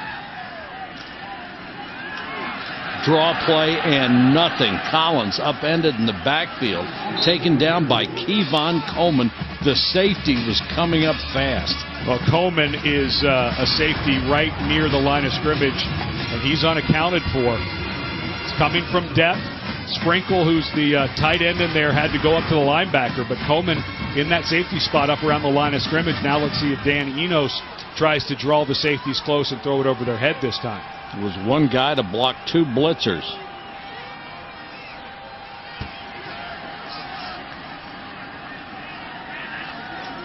Brandon Allen straight back, blitz coming again. Allen steps up in the pocket, throws for the end zone, too high for Drew Morgan. Well, you got to admire Morgan. He's just playing on guts. Well, and that's his right arm that he would have had to have extended. It's that shoulder that we know has been bothering him. As Doc Punch reported, it's a shoulder problem that's bothered him since he was in high school. But that ball thrown, just not able to get pretty good coverage there by Calhoun. Yes, it was. It was the pressure on Allen that made him throw it inaccurately. Morgan had half a step. 6 catches, 71 yards on the night. Big third down here. They need to take advantage of this turnover. And they will. They got it to the sideline to Hunter Henry, the #1 pass receiving tight end in this conference. Henry, a guy who was rolled up earlier, helped off the field with an ankle injury, able to come back looking better than he did when he first came back. Excellent protection up front for Arkansas, allowed Henry to come all the way across the formation, and another accurate, timely throw by Allen. And that was a big third down after that turnover. You don't convert that, you're attempting a 40-plus yard field goal, which is no gimme. Yeah, we talked about Prescott, but Brandon Allen has been very impressive. Collins for a couple. Well, now remember, the last time Arkansas got into this position, they started bringing in some bigger bodies, and Anthony Antwine, they brought in both tight ends, and then they threw it out. Now they're bringing their bigger back, Cody Walker, the 255-pounder, and let's see what Dan Enos draws up here. The first-year offensive coordinator took over for Jim Chaney, who left in the offseason to go coordinate the offense at Pittsburgh for Pat Narduzzi. But this looks like with bigger bodies, and remember, the fullback is now Walker. He's a guy who can catch it out of the backfield. Here's the toss on the outside to Collins on the option look. Tries to cut it back. Only got to the 3. Zach Jackson, the linebacker, did a nice job of controlling that space. Boy, did he ever. I mean, this looked like they were going to get the edge, and all of a sudden, number 14 lined up at the outside backer. He just beats the block of the left tackle, Denver Kirkland, and does a nice job. That looked like it was going to be a walk-in at the snap, but Jackson undercut it and made the play. Did a terrific job of slowing his momentum so he didn't overrun the play either and was able to make the tackle. You better know where Hunter Henry is if you are Mississippi State, lined up on the left tight end spot. And to the end zone, it's a touchdown. Sprinkle, the other tight end, gets his third touchdown catch of the year. So you've got Hunter Henry at 6'5", 253 on one end, and Sprinkle at 6'6", 255 on the other. Those are pretty good bookends. And they crossed them. They had Hunter Henry to the left. They had Sprinkle to the right. Both the guys crossed. And because the action was over to the right and everyone was thinking that's where Allen was going to throw, Sprinkle slips out and Allen gets a fancy handshake at the end of the deal. Sprinkle had 2 touchdown catches coming in, has 2 more tonight. And the touchdowns, or the tight ends combined, Henry and Sprinkle, 7 for 70 tonight. And Tolando Cleveland, the corner for Mississippi State, was slow to get up. And of course, for Mississippi State, they've already lost their best player, Will Redmond, a cornerback who's expected to be a high NFL draft. So have to check the health of Cleveland. Can't lose too many folks to Mississippi State from that secondary. And Cleveland was the guy who stepped in for him.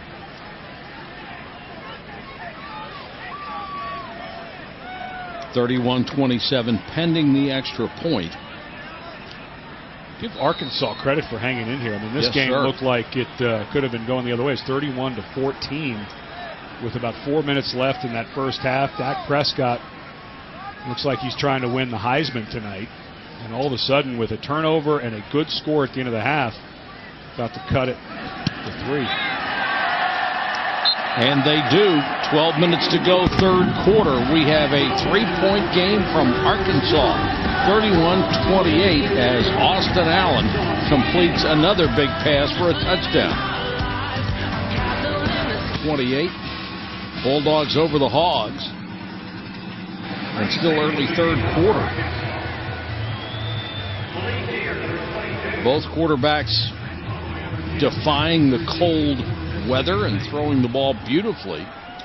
Holloway back to receive another kick after his fumble on the last return.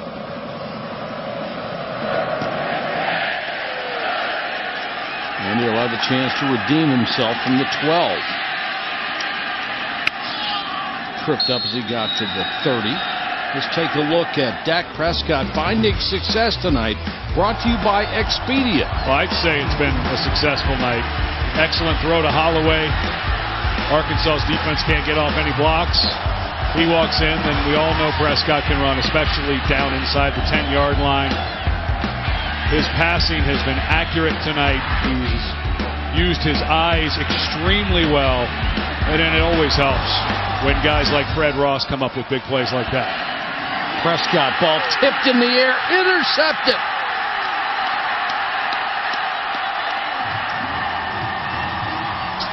On the tip drill, Kevin Richardson, who's had a couple of missed tackles tonight, had the ball come off of Darunya Wilson. He stayed with it and made the pick. And remember earlier, Richardson had a interception in his hands on one of the rare bad throws tonight by Prescott. That ball just right through the hands of Wilson. Good throw, hands are up, just missed it. And Richardson comes from the safety position, the nickelback position. He's been playing more and more and makes the interception, one that he missed earlier. So I said earlier he was going to have nightmares about dropping the interception earlier. Well, now he'll have sweet dreams about that one, so it'll negate the nightmares potentially.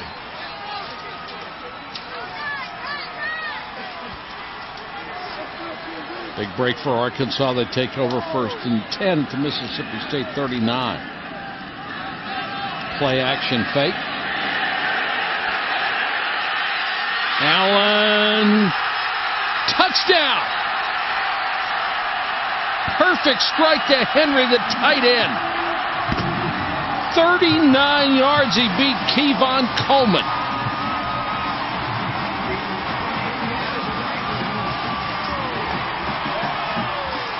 Allen hung in there with pressure in his face. We mentioned a couple times Henry, a guy who hurt his ankle earlier. Coleman right on the spot. And as he goes down, Coleman came up like he didn't catch it. Well, it's because the ball just came out right there at the end. That's a heck of a catch with Coleman draped on that inside arm. Is this guy Hunter Henry pretty special or what? He is terrific. What a future he has.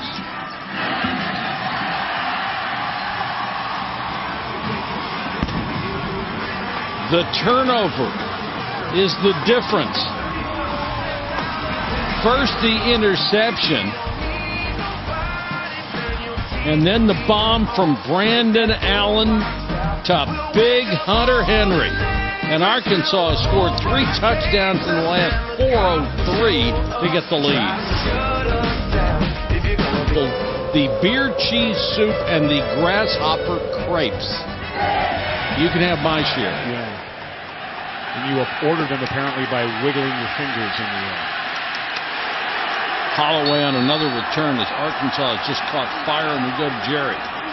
Talked to Brett Bielema coming out at halftime. He said he delivered a couple of messages in the locker room. One on offense, got to execute. He said he just basically challenged his guys to execute. I think 14 points in 3 minutes, they accepted the challenge. Defensively, he said, we got to get in Prescott's face. He said, we had a good series, the final one in the first half.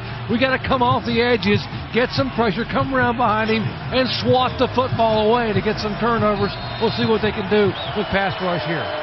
And Jerry, certainly they have given him the time here to build this program in the image he wants, and he is really doing the job with it. Well, you put in context, when Bielema took over, this place was just a disaster. After Bobby Petrino was fired, John L. Smith took over for that year, and the wheels have just come off. And it'd be, if they win this game, Arkansas would have won 7 of their last 10 SEC games. Shumpert straight up the middle, and certainly it couldn't have got any lower or any worse than the way Bobby Petrino left. And if Arkansas wins 7 of the last 10 SEC games, the last 26 SEC games was how long it had taken to win 7 games in conference before that. So quite a turn.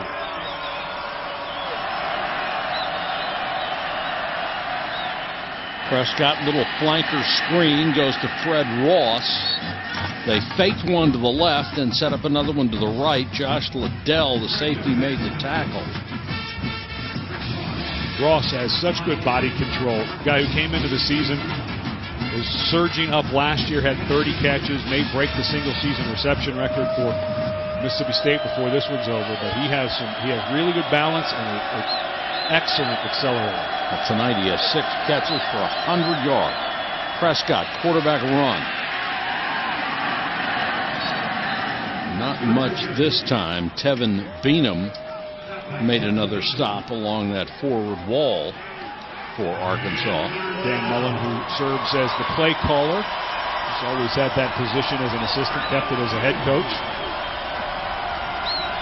I think this is usually where Prescott ends up taking off from the spread formation on a run.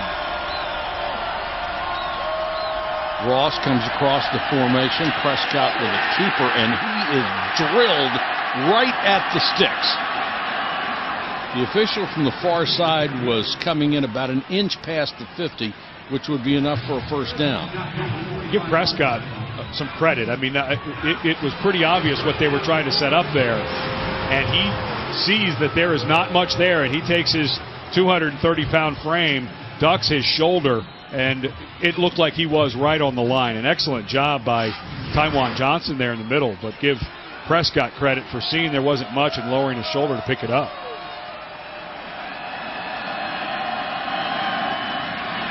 Prescott straight ahead.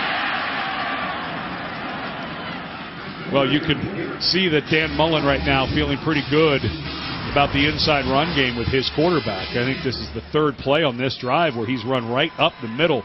That was about the same setup as the 3rd and 1 where you fake the handoff to Fred Ross, who was in motion, and run right up the middle. Used a lot of personnel, bring Malik Deer, number 22, in, put him in the slot. Deer will come in motion. Prescott had it knocked away. Arkansas picks the ball up. It's loose again. Arkansas recovers again, and now they're going to whistle the play dead at the 40. Dedrick Wise came in, knocked it out of the arms of Prescott, and Tywan Johnson looked like the man who made the recovery and the return run. Well, Brett Bielema told Doc Punch, hey, we need to get behind him and try to get some strips. What an excellent job by Wise. Make sure that was not a forward pass. Oh, that's close. We saw Allen earlier get called. It looked like maybe a fumble. That ball looks like it's out before the hand starts coming forward. I'll be surprised if they don't review it, but Tywan Jones ends up picking up the ball.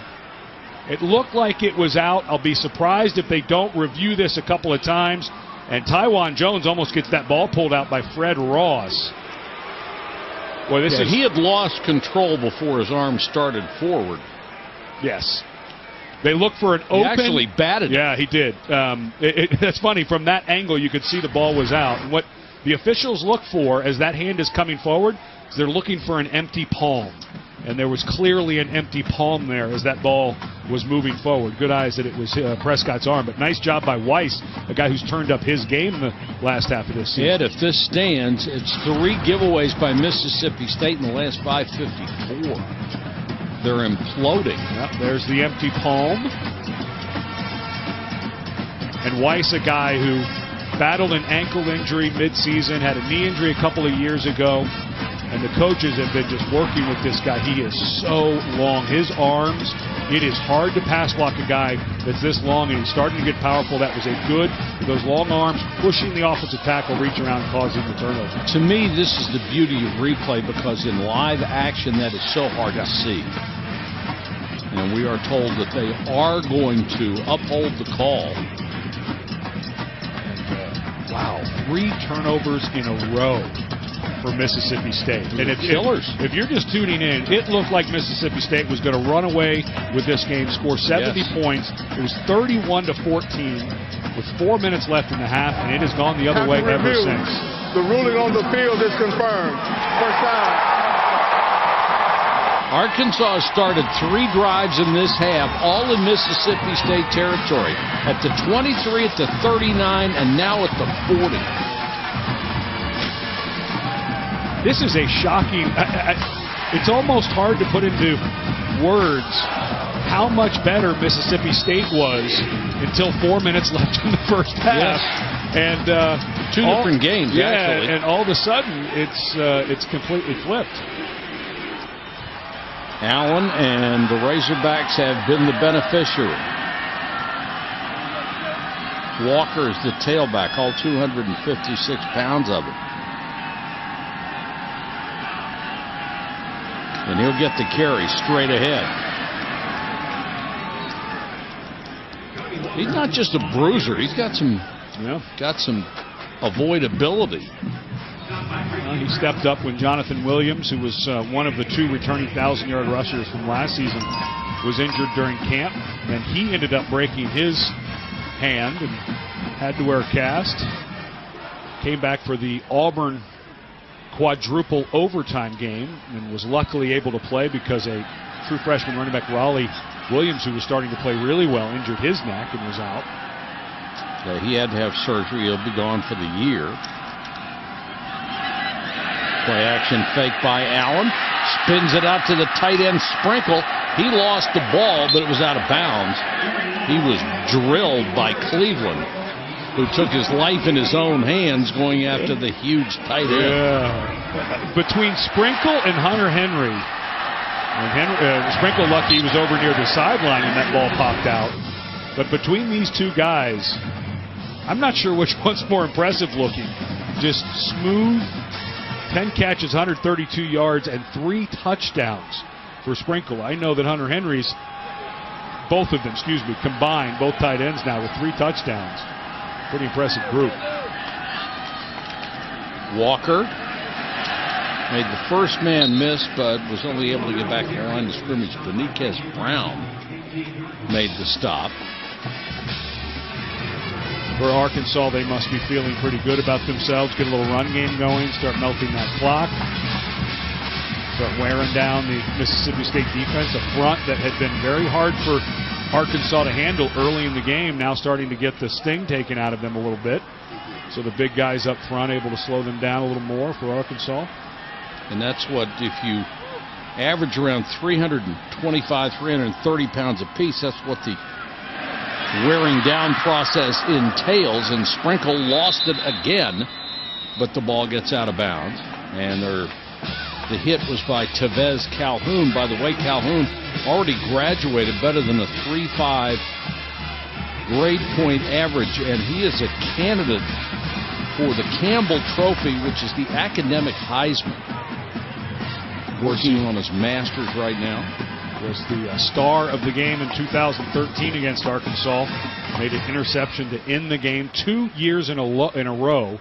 Last year and the year before, Calhoun made an interception to end the game in 13 against Arkansas. And it was Will Redmond who made an interception at the end of the game last year to preserve the win.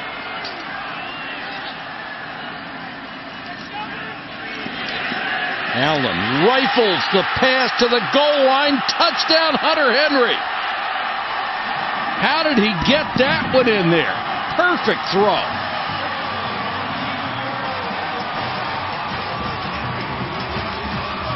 Boy, Brandon Allen putting on a show. He fired that one, didn't he? And Hunter Henry going down. He's just so smooth when he runs. And the safety read it, came right over the top. Brandon Bryant had a beat on this ball. And Hunter Henry does a terrific job turning.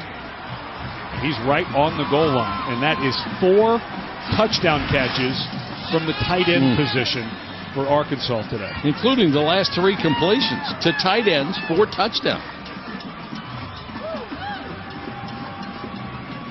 This is mind-blowing what has just happened since 4 minutes and 40 seconds left in the second quarter.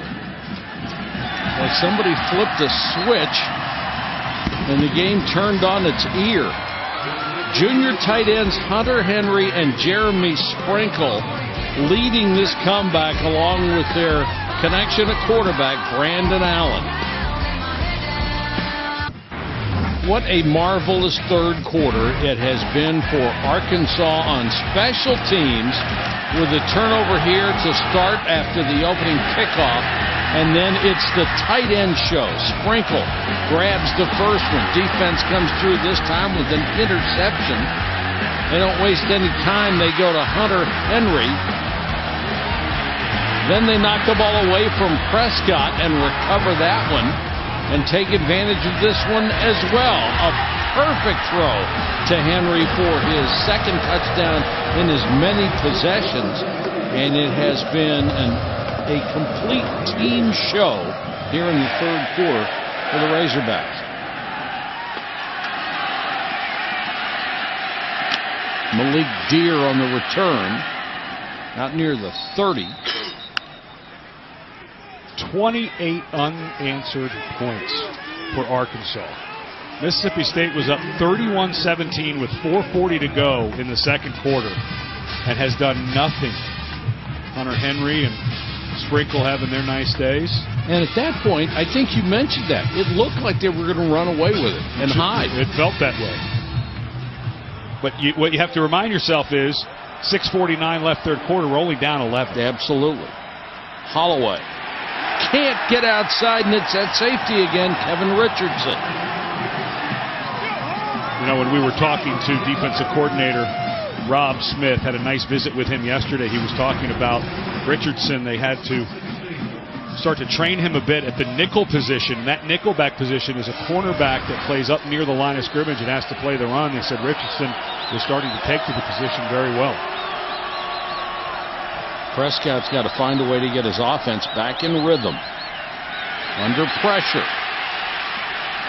Prescott throws on the run, and Ross dropped it. If you're going to dig yourself out of a hole, you have to make plays for your quarterback. People look at Mississippi State right now. They look a little flat-footed. It's hard to blame them after 3 straight turnovers and a 28-0 run. But not many chances for Prescott, and he put that ball on the money to Ross, and he was right at the sticks for a first down. Prescott started 20 out of 23 since then. He's only 2 out of 7. 4-man rush. He has time. Throws underneath. That's going to be short of a first down. Darian Hutcherson made the grab. And it's going to be 3 and out. And I don't think that this down and distance, you'd be going for it with your Mississippi State. Maybe in the fourth quarter, I think you have to consider this. But right now, I think you're saying, well, maybe we can play a little bit of defense. But Brandon Allen is just feeling it, the quarterback right now for Arkansas. It's unbelievable. Arkansas only has 42 yards rushing. That's not exactly what you'd expect. Fair catch made. Ball came loose, and there was contact. Now, was the man pushed into the receiver, or did he hit him on his own? And that's an Arkansas player stretching. That's Wilson. Jamoral Graham was the man who made contact. And it's Jared Cornelius, who's apparently has a cramp. Yeah, he really looks like he's cramping up on that right leg. And he's a guy we've seen. He came back. He broke his arm earlier in the year in 2 places, was able to come back early and really help this passing game out. Kick catch interference, number 9 on the kicking team. 15-yard penalty, first down. And that's a big one, too. Jamoral Graham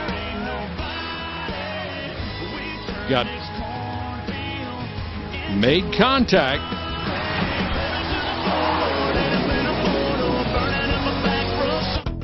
Being tended to on the sideline.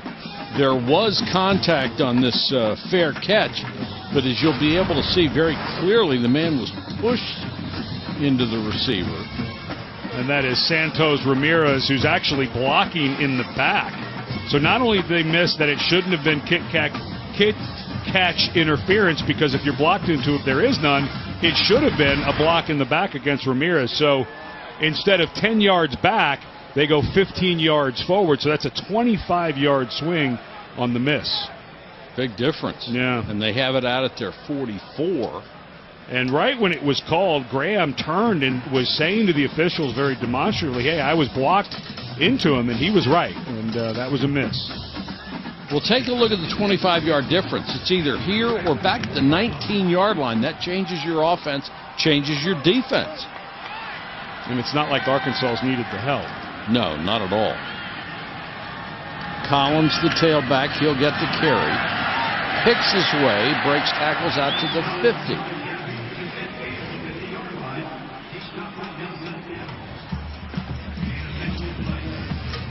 Arkansas, all or nothing. 3 times they have gone 3 and out. The other 6 times they scored. I'll take that ratio. Yeah, 6 out of 9 possessions, touchdowns. You'll be okay with those 3 and outs. Manny Diaz, defensive coordinator, not getting much help with the turnovers. Collins, stutter step up the middle, first down. He never goes down. He is an energetic runner with his feet and his momentum. And if you're wondering, yes, you can tackle by the hair. That's a very dangerous thing, but the officials have had to talk about that with guys, especially running backs, who decide to wear their hair that long. You can grab at it. In the NFL, a few months ago, some hair was pulled out, but that you have to allow for that if you're going to have long hair. Collins has been held in check pretty much tonight. 42 yards on 14 carries. He has 4 straight 100s. Now they set up the screen to him. Back to the 46. Jerry Punch has more on the hair. Doc? Yeah, Jared Cornelius, we're talking about the fact that he went to the locker room a moment ago. Heavy cramping, and as cold as it is, Mike, it's hard to stretch a cramp out on the sidelines. They keep trying to stretch it out, and he won't let go. Just a big knot in this. They picked him up and literally carried him to the locker room. They're going to try to give him some fluids, warm up that leg, and get that hamstring on the left side to loosen up a little bit. Tremendous pain in those cramps when they start, boy.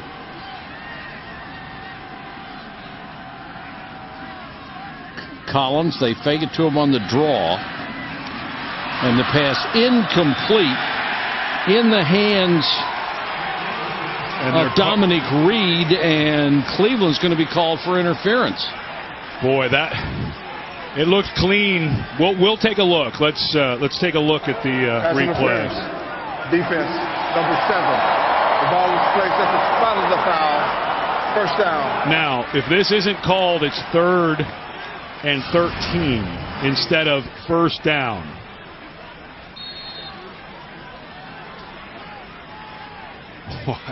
Well, he had his hands on him, but he wasn't moving the receiver's body, so I'm not sure. Well, he was grabbing him a bit with his hands and had his arms around him right as the receiver was coming off, so I can see why they threw that. It didn't look like he made big contact, but kind of hugging the receiver as he came off of his break. That looked like the right call. No hugs. Collins almost broke it big, instead picks up 5. Beniquez Brown made the stop. Think of how hard it is to cover guys in space for Cleveland. Just, you're off by 6 inches and you've got to grab the guy a little bit. Instead of 3rd and 13, all of a sudden it's first down. And this is just starting to feel like the wind is coming out of the sails of the Bulldogs. Telling the big boys up front, just drive right ahead. 2nd and 5, and every second they take off the clock is to their advantage. Collins. Zach Johnson was in. The icky shuffle. I can still do the icky shuffle. Oh, who can't? It's a right, left, 3-hop, left leg, 3-hop, jump, spike.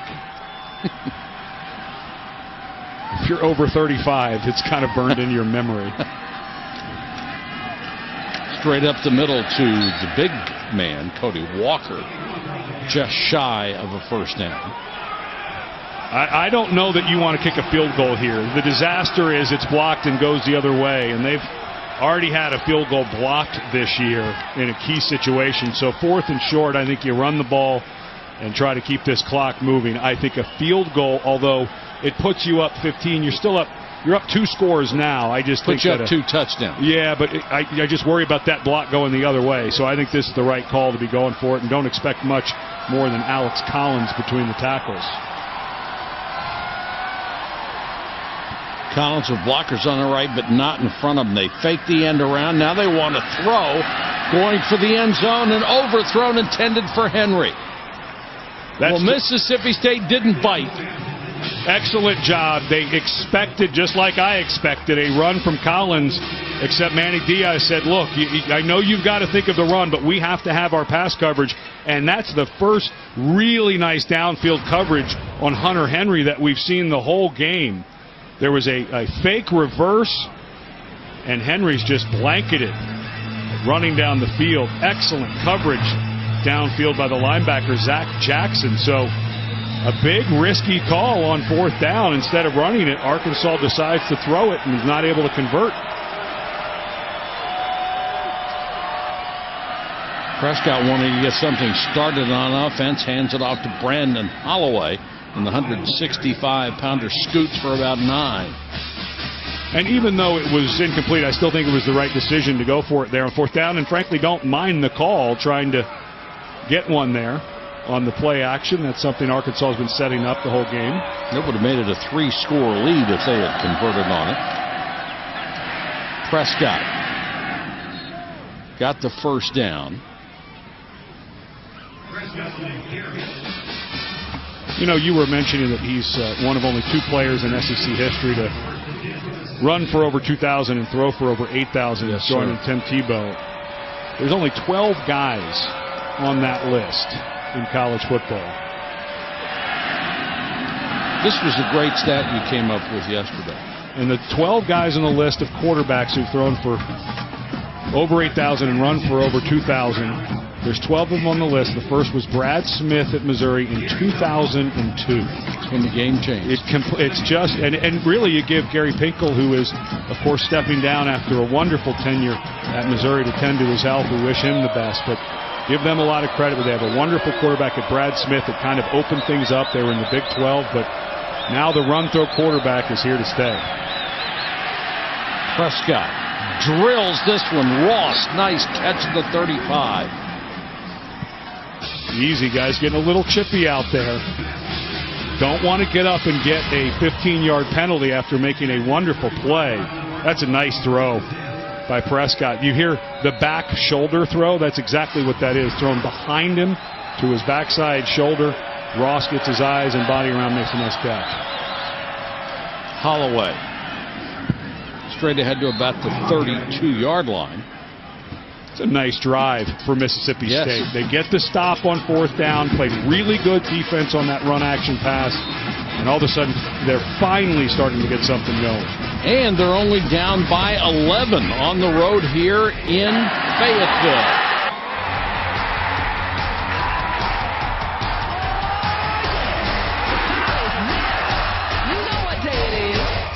Cold Saturday evening, and Arkansas now hanging on to an 11-point lead as Mississippi State is driving.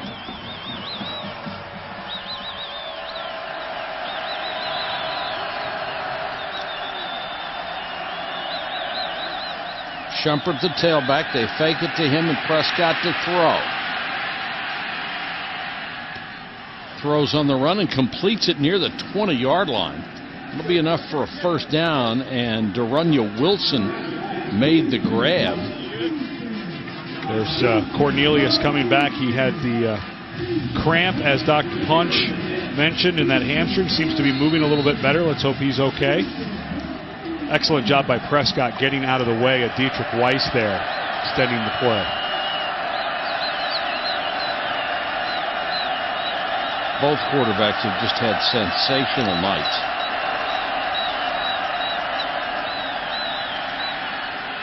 Prescott set and fires, intended for Wilson. Threw into double coverage. Nice coverage there by DJ Dean.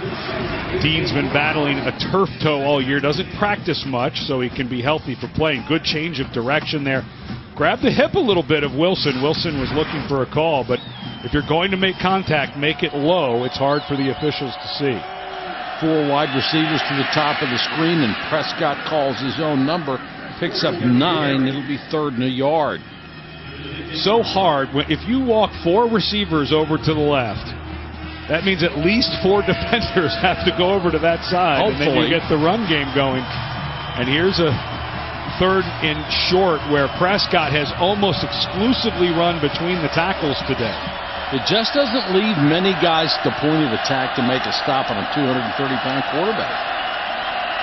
Fakes it again, and Prescott will fight his way for another first down. And it sounds easy to defend that quarterback run between the tackles, but when you spread out and all you have is 4 down linemen, if those 4 guys get blocked, usually there's a seam because the linebackers have to be spread out a bit, and that time it was a bit easy for Prescott. The Arkansas linebacker's about the same size as he is. Prescott keeps again, just tripped up, dives inside the 2. For example, Brooks Ellis, the middle linebacker, only outweighs him by 10 pounds.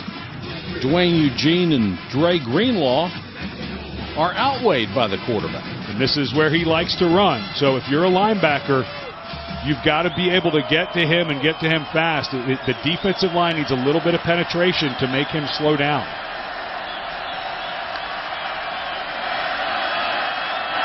Quarterback keeper again. Stuck the ball out. Are they going to give him the call? Yes, touchdown.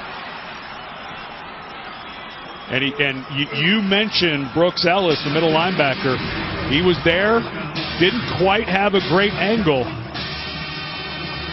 Prescott doing a really nice job of laying that ball out. Where's that right knee?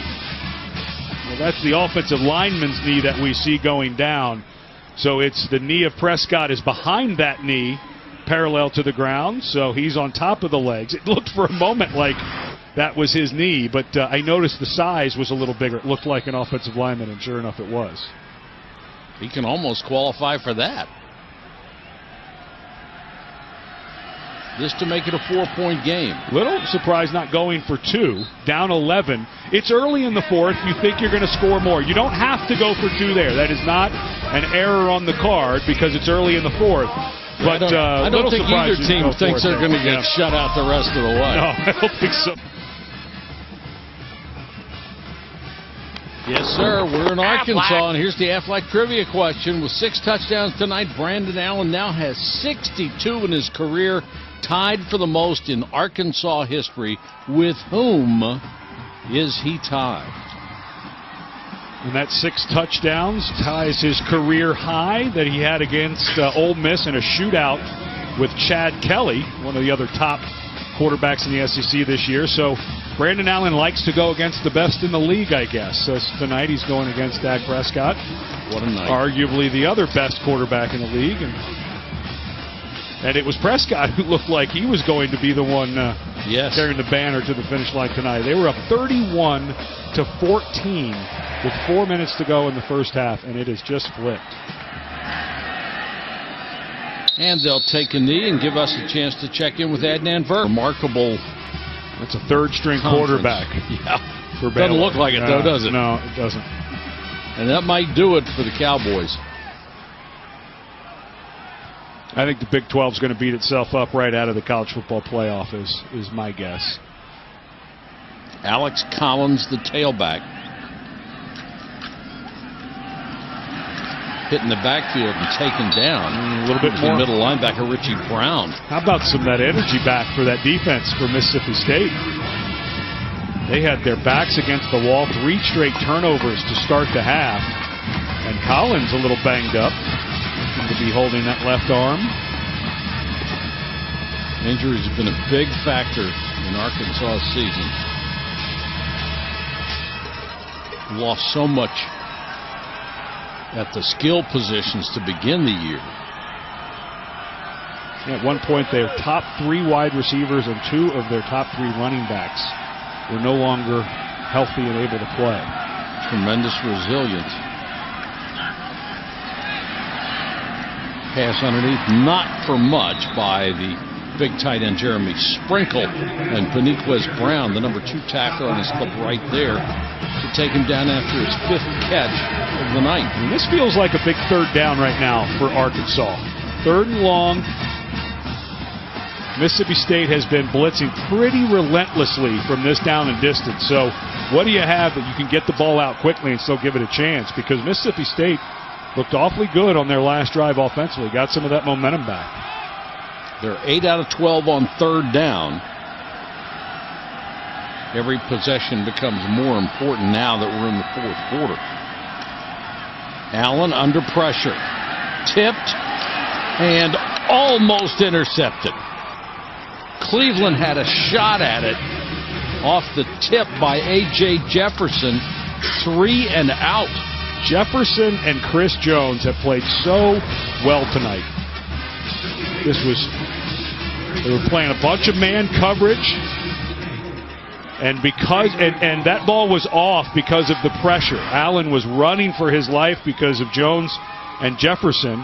The play was open there for a moment. Nice to see Cornelius back for Arkansas after the cramps. The first Arkansas punt since the middle of the 2nd quarter.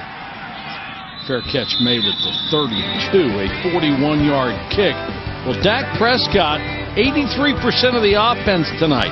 Him alone, 406 yards on the evening. Here in nearby Bentonville. Told you that Dak Prescott had accounted for 70% of the team's offense. Tonight being even more hoggish, if you will, at Arkansas, 83%. Sets and throws underneath. Another strike to Derunya Wilson. And as Arkansas continues trying to get some type of pass rush, we've seen Dietrich Weiss, I failed to mention earlier in the game, they lost Mitchell Lowen. Arkansas did last week. The guy kind of bounced around a bunch of positions and had really found a spot in the pass rush department for Arkansas. He had foot surgery this week after he hurt it against LSU, so he's a big loss late in a game like this. Prescott throwing behind Hutcherson. He said he caught it, and the official agreed. Pass was low and behind him. Nice catch. Well, Hutcherson not wanting the other two tall, big tight ends to take all of the accolades at 6'7", 260, makes a nice catch off the grass. Fake grass, I should say. Prescott throws on the run. Completes it to Fred Brown. Almost put that knee down. Well, they said he did. Yeah, okay. Yeah.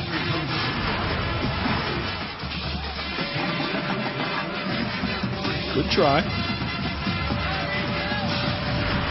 Brown, just a junior, so in a couple of years, maybe in the NFL, he could keep running with that. Prescott going left and throws to Wilson again down to the 37. His 7th catch of the night. Had 40 coming in for a team leading 664 yards. That ball got there in a hurry, too. Prescott seems to be able to flick it pretty effortlessly and put some heat on it. He's got all the tools, that's for sure.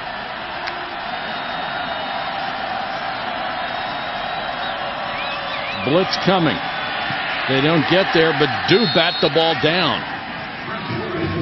5-man pressure. Got somebody in Prescott's face. Looked like Taiwan Johnson.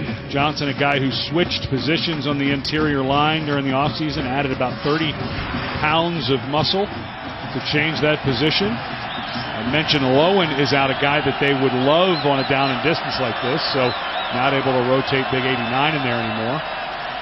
2nd and 10, little swing to Holloway, got a block. Holloway inside the 30-yard line. They need to reach the 28 for a first down. Rohan Gaines made the stop. Well, listen, Dak Prescott is about 95% going to run this ball somewhere between the tackles. And Arkansas has had to go out and cover and cover and cover 4 wide receivers again. Can Arkansas hold at the point of attack? Prescott has hit 400 yards on the passing stats. He is going to throw. Throws underneath, has the first down to Wilson. Derunya Wilson nearly got away, but as it is, got to the 21 for a first down. Andre Tolliver had to make the tackle. What a nice call. I expected the run again by the quarterback, but instead they go to the slant, and a good throw away from the defender who was in position, Tolliver. And on a 3rd and short, instead of using the bigger, powerful quarterback, you use the throw, and it's an accurate one. Ross got a block, stayed on his feet down at the 15-yard line. His 8th catch. And Prescott had just been a machine tonight. And give Mississippi State all the credit in the world. Here's a team that went and just got pushed around by Alabama last week. The week leading into the game, they had a memorial service for Keith Joseph, the young freshman who died with his dad, Keith Joseph Sr., in a solo car crash. So heavy hearts, a physically taxing game last week.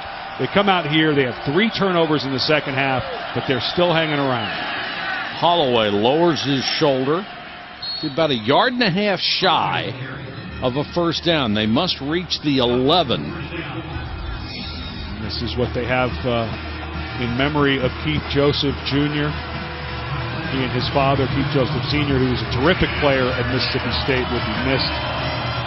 And but you give Dan Mullen and his staff a lot of credit, and these young men for hanging in there. And in a game that felt like on the road could have gotten away, and all of a sudden they're right in it. 3rd and 1 yard. Prescott gives it off. They want to throw. They're looking back toward Prescott. He's wide open. And broken up by Richardson. What a play. He never quit on it. Richardson just kept running as hard as he could till he got to Prescott. And they took so long to throw this ball. This was wide open. I'm not sure that Gabe Miles could get a handle on the ball because Prescott is wide open. Just held it. It was that one hold for and Richardson. You do not have to turn and look at the ball. There is no face guarding in college football. But 4th down, going for it. Watch for the run by Prescott. If you'd have gone for 2 before, you'd kick the field goal here if you're Mississippi State. But here, down 4, having to go for it on 4th down. Prescott all the way, and he's got the first down at the 10. I'm not so sure if Arkansas shouldn't have taken a timeout there. You know, that you a little surprised after the incomplete pass, probably, that they're going for it. They look like there was a little bit of confusion, but they have not been able to stop the inside quarterback run one time on short yardage. Maybe had to put a slant in, some type of defensive tackle movement. At that time, just walked over the 1 yard.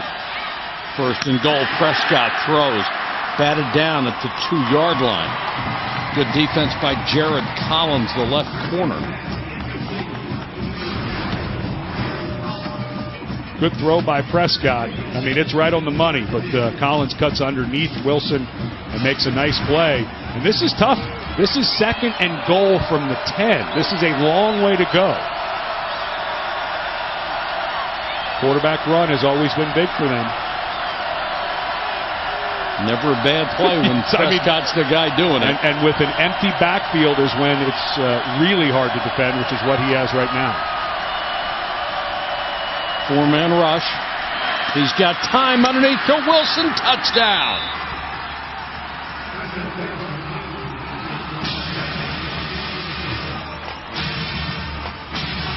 De'Runnya Wilson came into this game number 2 in the Southeastern Conference in receiving touchdowns. Had 8 on the season. And he has been a favorite target of Prescott tonight. Well, he just spun Andre Tolliver around. Not very tight coverage that time, but a good throw by Prescott. And now, because Mississippi State kicked the extra point instead of going for 2 down 11, if they'd have missed that, they would need to go for 2 here. And holy cow, that is a big PAT miss. Off the post. It did not kick through the goalposts. They are up by only 2, but they do have the lead because Dak Prescott led them downfield again, got almost all the yardage accounted for on that drive. I don't think they can because of the loss to Nebraska. That was a bad loss. But we'll see. That was they won with their backup quarterback at Ohio State. Pretty remarkable stuff. And a big mistake on special teams. Kicked it out of bounds. That'll give them possession to start at the 35. We go to Adnan Virk on the Hyde team this year. They can look terrific, or we saw them against Northwestern. They looked inept on offense. And just about everybody in the country will root for them next weekend against Notre Dame. Notre Dame, one of the teams that people love to hate and not want in the college football playoff. Arkansas trying to come right back, and they've got a shot on the bomb down to the 12-yard line. Perfect throw to Dominic Reed from Brandon Allen, 52. So they come out on first down, say the heck with it, let's go get it. Well, Allen saw this right from the start that Reed had half a step. Cleveland pointing, hoping that he's got a safety coming to help, but the safety was never there. Allen was loading this right from the start, and you see the difference that Reed makes. The junior college transfer, first-year player, finally figured out the playbook, all of those injuries, and Brett Bielema says he changes us a little bit because he can flat run by guys, and he did that there. It was his 4th catch over 50 yards this year. Collins.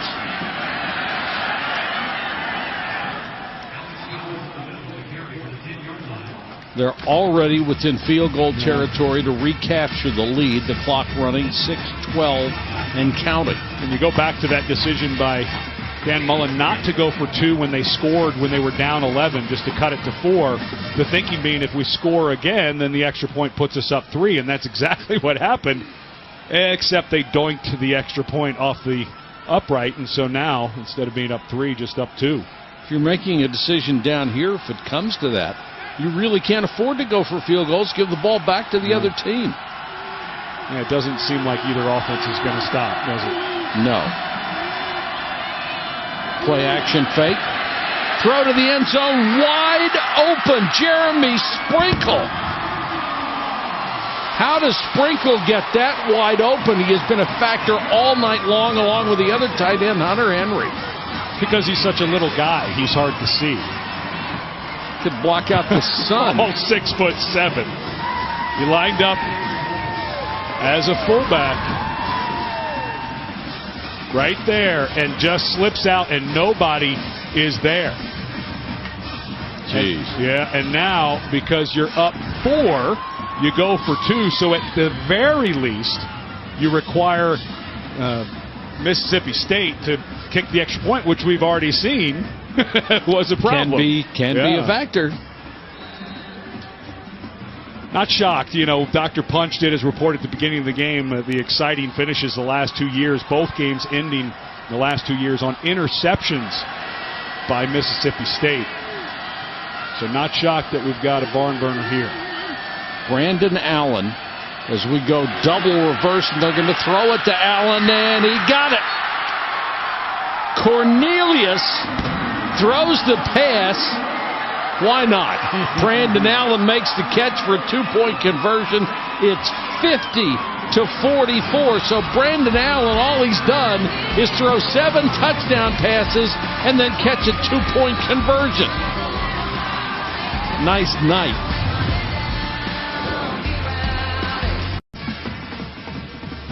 Now the answer to our Aflac trivia question, which was Aflac. Brandon Allen was tied for the most career touchdown passes in Arkansas history. Now he has broken it with 7 tonight. Whose record did he break?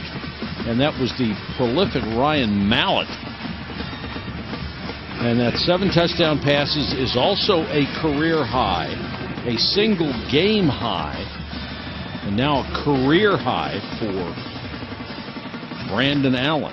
Single game record at Arkansas for touchdowns as well. Broke the tie that he had with 6 touchdowns earlier in the year against Ole Miss. And we still have 5 minutes and 33 seconds left to go in the game. And Deere is buried at the 18-yard line. What a night for Brandon Allen. He has made use of so many different players. Drew Morgan, a guy who's battling a bad shoulder, has just been gutting it out. But he has been finding Sprinkle, the tight end, and Hunter Henry time and time again. In the first quarter, the 2 tight ends had 1 reception for 7 yards. Since then, 11 catches for 153 yards and 5 touchdowns between Henry and Sprinkle. Although on this one, Sprinkle was lined up as a fullback, so we won't call that a tight end catch. Mississippi State comes out throwing to Ross. Well, whatever ride he has tonight, I think it's safe. Yeah. But you get the feeling this kind of feels like a basketball game. Who's going to have it last, possession-wise? Yeah, they're shooting 6-pointers instead of 3-pointers. Yeah. Time is becoming a factor as we hit the 5-minute mark. 4-man rush. Prescott over the middle. Wilson shakes a tackle, gets out to the 36. And 10 catches for De'Runnya Wilson. And I think if you're Mississippi State, I think you're thinking about 4 downs all the way down the field here. I don't know that you're going to want to give this ball back. Even though Arkansas has not run the ball very much, they've been throwing it. They do have the ability with the biggest offensive line in college football to pound you. And Collins at 210 pounds. I don't think you want to give this ball back with your defense in the fourth quarter. Probably a little tired. Underneath, Holloway bobbled it, nearly had it picked off, got it back, and now Holloway breaks free.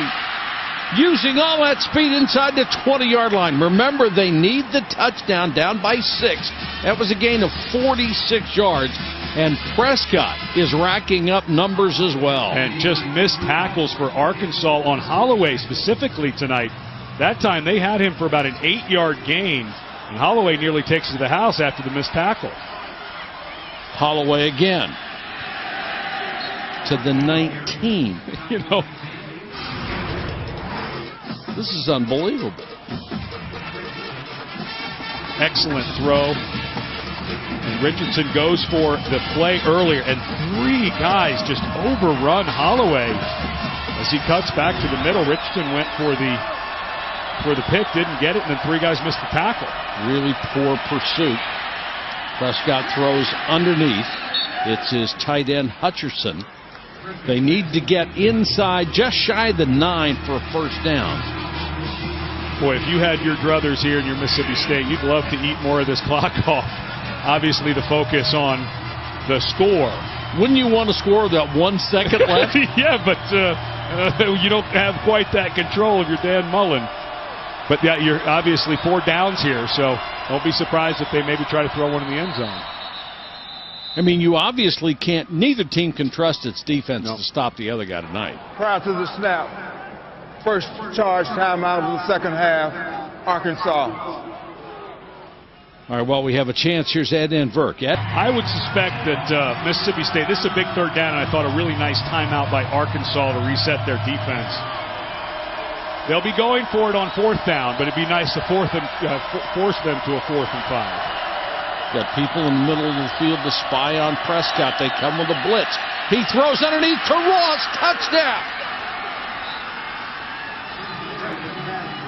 They gambled on the blitz, didn't get there, and when I mentioned there were guys in the middle of the field to spy on him, they all came on the blitz, left it wide open, and Ross filled the vacuum. Yeah, the call there by Rob Smith, the defensive coordinator, was to bring those linebackers instead of drop them out. So as they got up there, Josh Liddell was left one-on-one on Ross and was not able to make a play. I know you got to score when you can score, but that's really early. You got to make the point, too. Point after they have the lead, but there's 3:05 left. Yeah, if you're a Mississippi State fan, that was a good PAT. But here come those linebackers, and they're the ones who voided that area, and what a terrific read. And another missed tackle. That's been the problem for Arkansas. Prescott has now thrown for 508 yards tonight, 4 touchdowns. Both quarterbacks have been just absolutely brilliant. And Prescott blowing away his former career high, just over 440 yards last year against Georgia Tech. But unfortunately for Dak Prescott, you feel like they've left way too much time on the clock for Arkansas, only needing a field goal. Yeah, you've only scored 51. That may not be enough.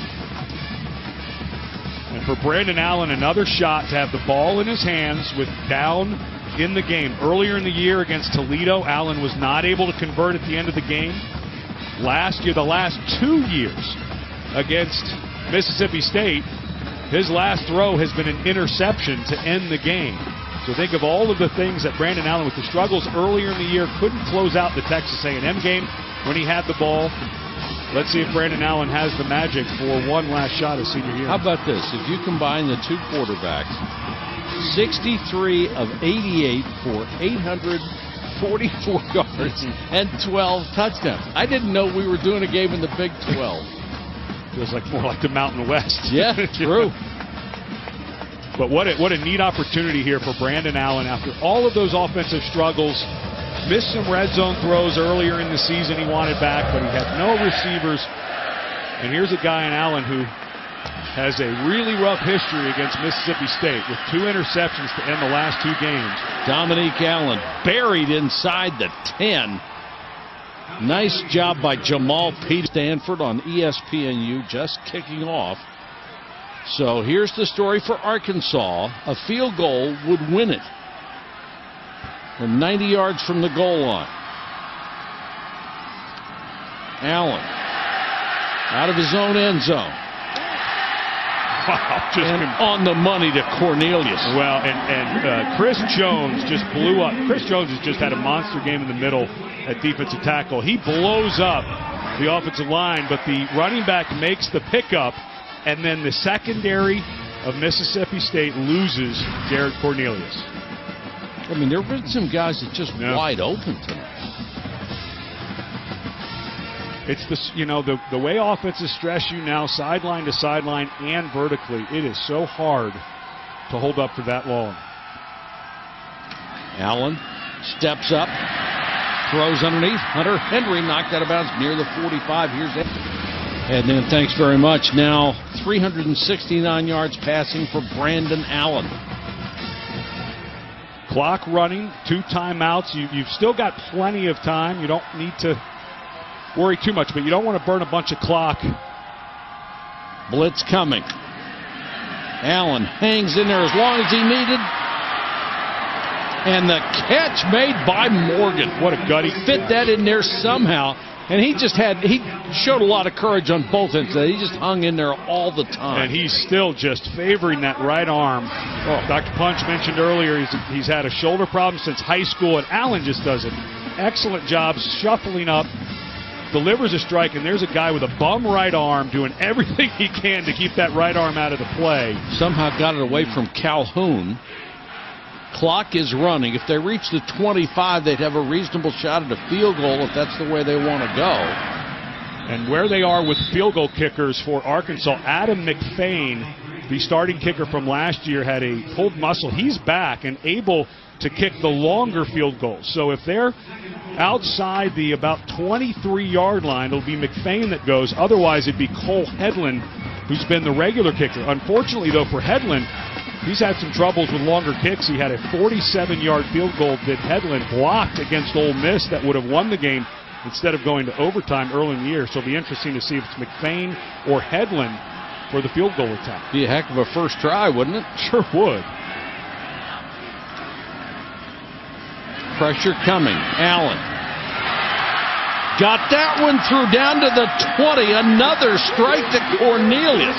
And now the question becomes, if you're Arkansas, I think you want to maybe milk some clock and think about a field goal here. I don't think you want to press this. What a catch by Cornelius. Holy cow. Came back. There's two guys around there. Reaches back and makes the catch. But I think now, and I think this would be Hedlund, the short field goal kicker. He's 7 for 9 inside 40 this year. Well, they're both going to get ready. Yeah, but I don't think you want to be doing too much here. The big tailback Cody Walker. I even worry about handing the ball off at this point if I'm Arkansas. And if Mississippi State needs to start thinking about a timeout, and they took one. Good job by Dan Mullen. They still have 2 left. Yeah, and you're going to want to use these because, look, they kick a field goal, you could be 40 seconds left on the clock or so when you get the ball back. And the way you've been playing, you would only need a field goal to win it. The last 2 years have been just a heartbreaker for Arkansas. 2013, last play of the game, Tevez Calhoun makes the interception to seal it from Brandon Allen. And then last year,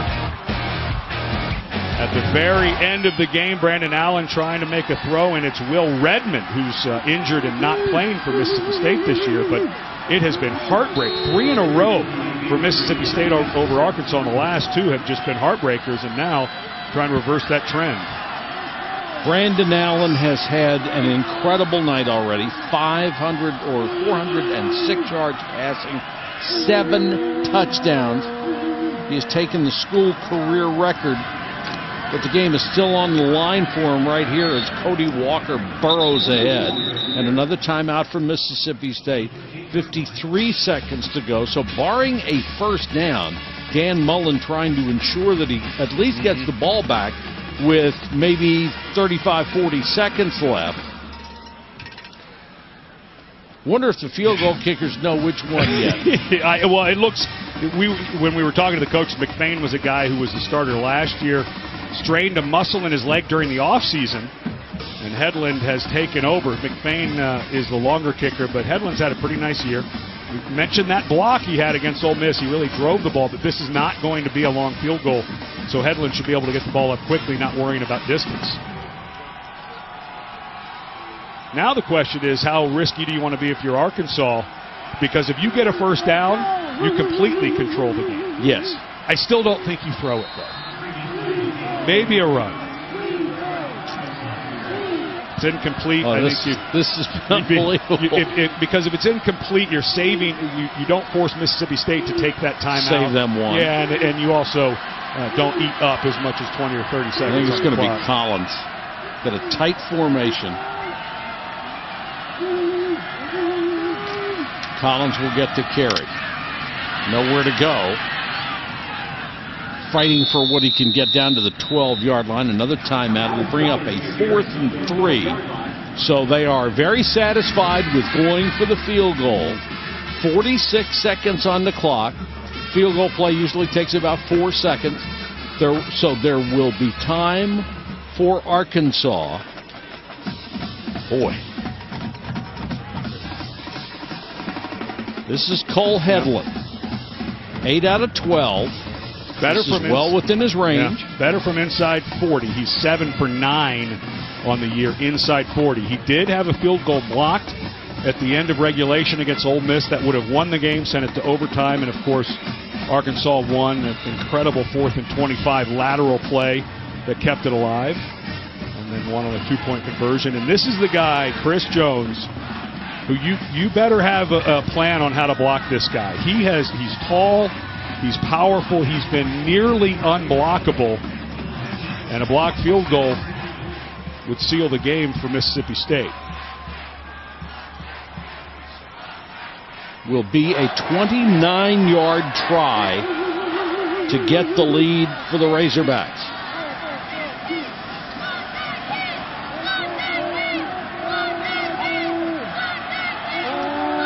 Good snap, good hold. Tipped at the line of scrimmage, and it's no good. Looked like he kicked it too low, and some penetration up the middle. And Mississippi State completely blew up the middle of the line for Arkansas. I think it may have been a low kick, but Mississippi State has been playing so well on their defensive front tonight at times, and they just blew up the middle of the line. Good snap, good hold. Oh, went right inside. That's just a beat at the line of scrimmage. Beniquez Brown beats the wing and comes to the inside. Don't put that on the kicker, Hedlund. That was a whiff on the outside, and what an incredible win for Mississippi State and a heartbreaker for Arkansas. As a blocker on kick protection, you cannot let anybody go inside you. What a devastating way for Arkansas to lose this game. Right on the top of your screen. Second charge, timeout, Arkansas. He just physically took him. He's working one-on-one on Alex Volsky. Yeah. Volsky. It's a tight end. Yeah, went right inside. Boy, and this place got 80,000, just got so quiet. What a huge play by Beniquez Brown. And don't put this on Hedlund. That was a good play by Brown to get inside. And that close when someone gets beat, it doesn't matter if you got the ball up quickly or not. You don't have a chance. You think what a stand by Mississippi State. And what a game. Holy cow. Yes.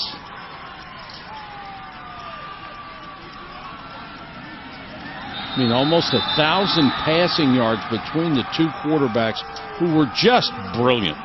And Ross, double-digit catches. This guy has turned into just a brilliant player.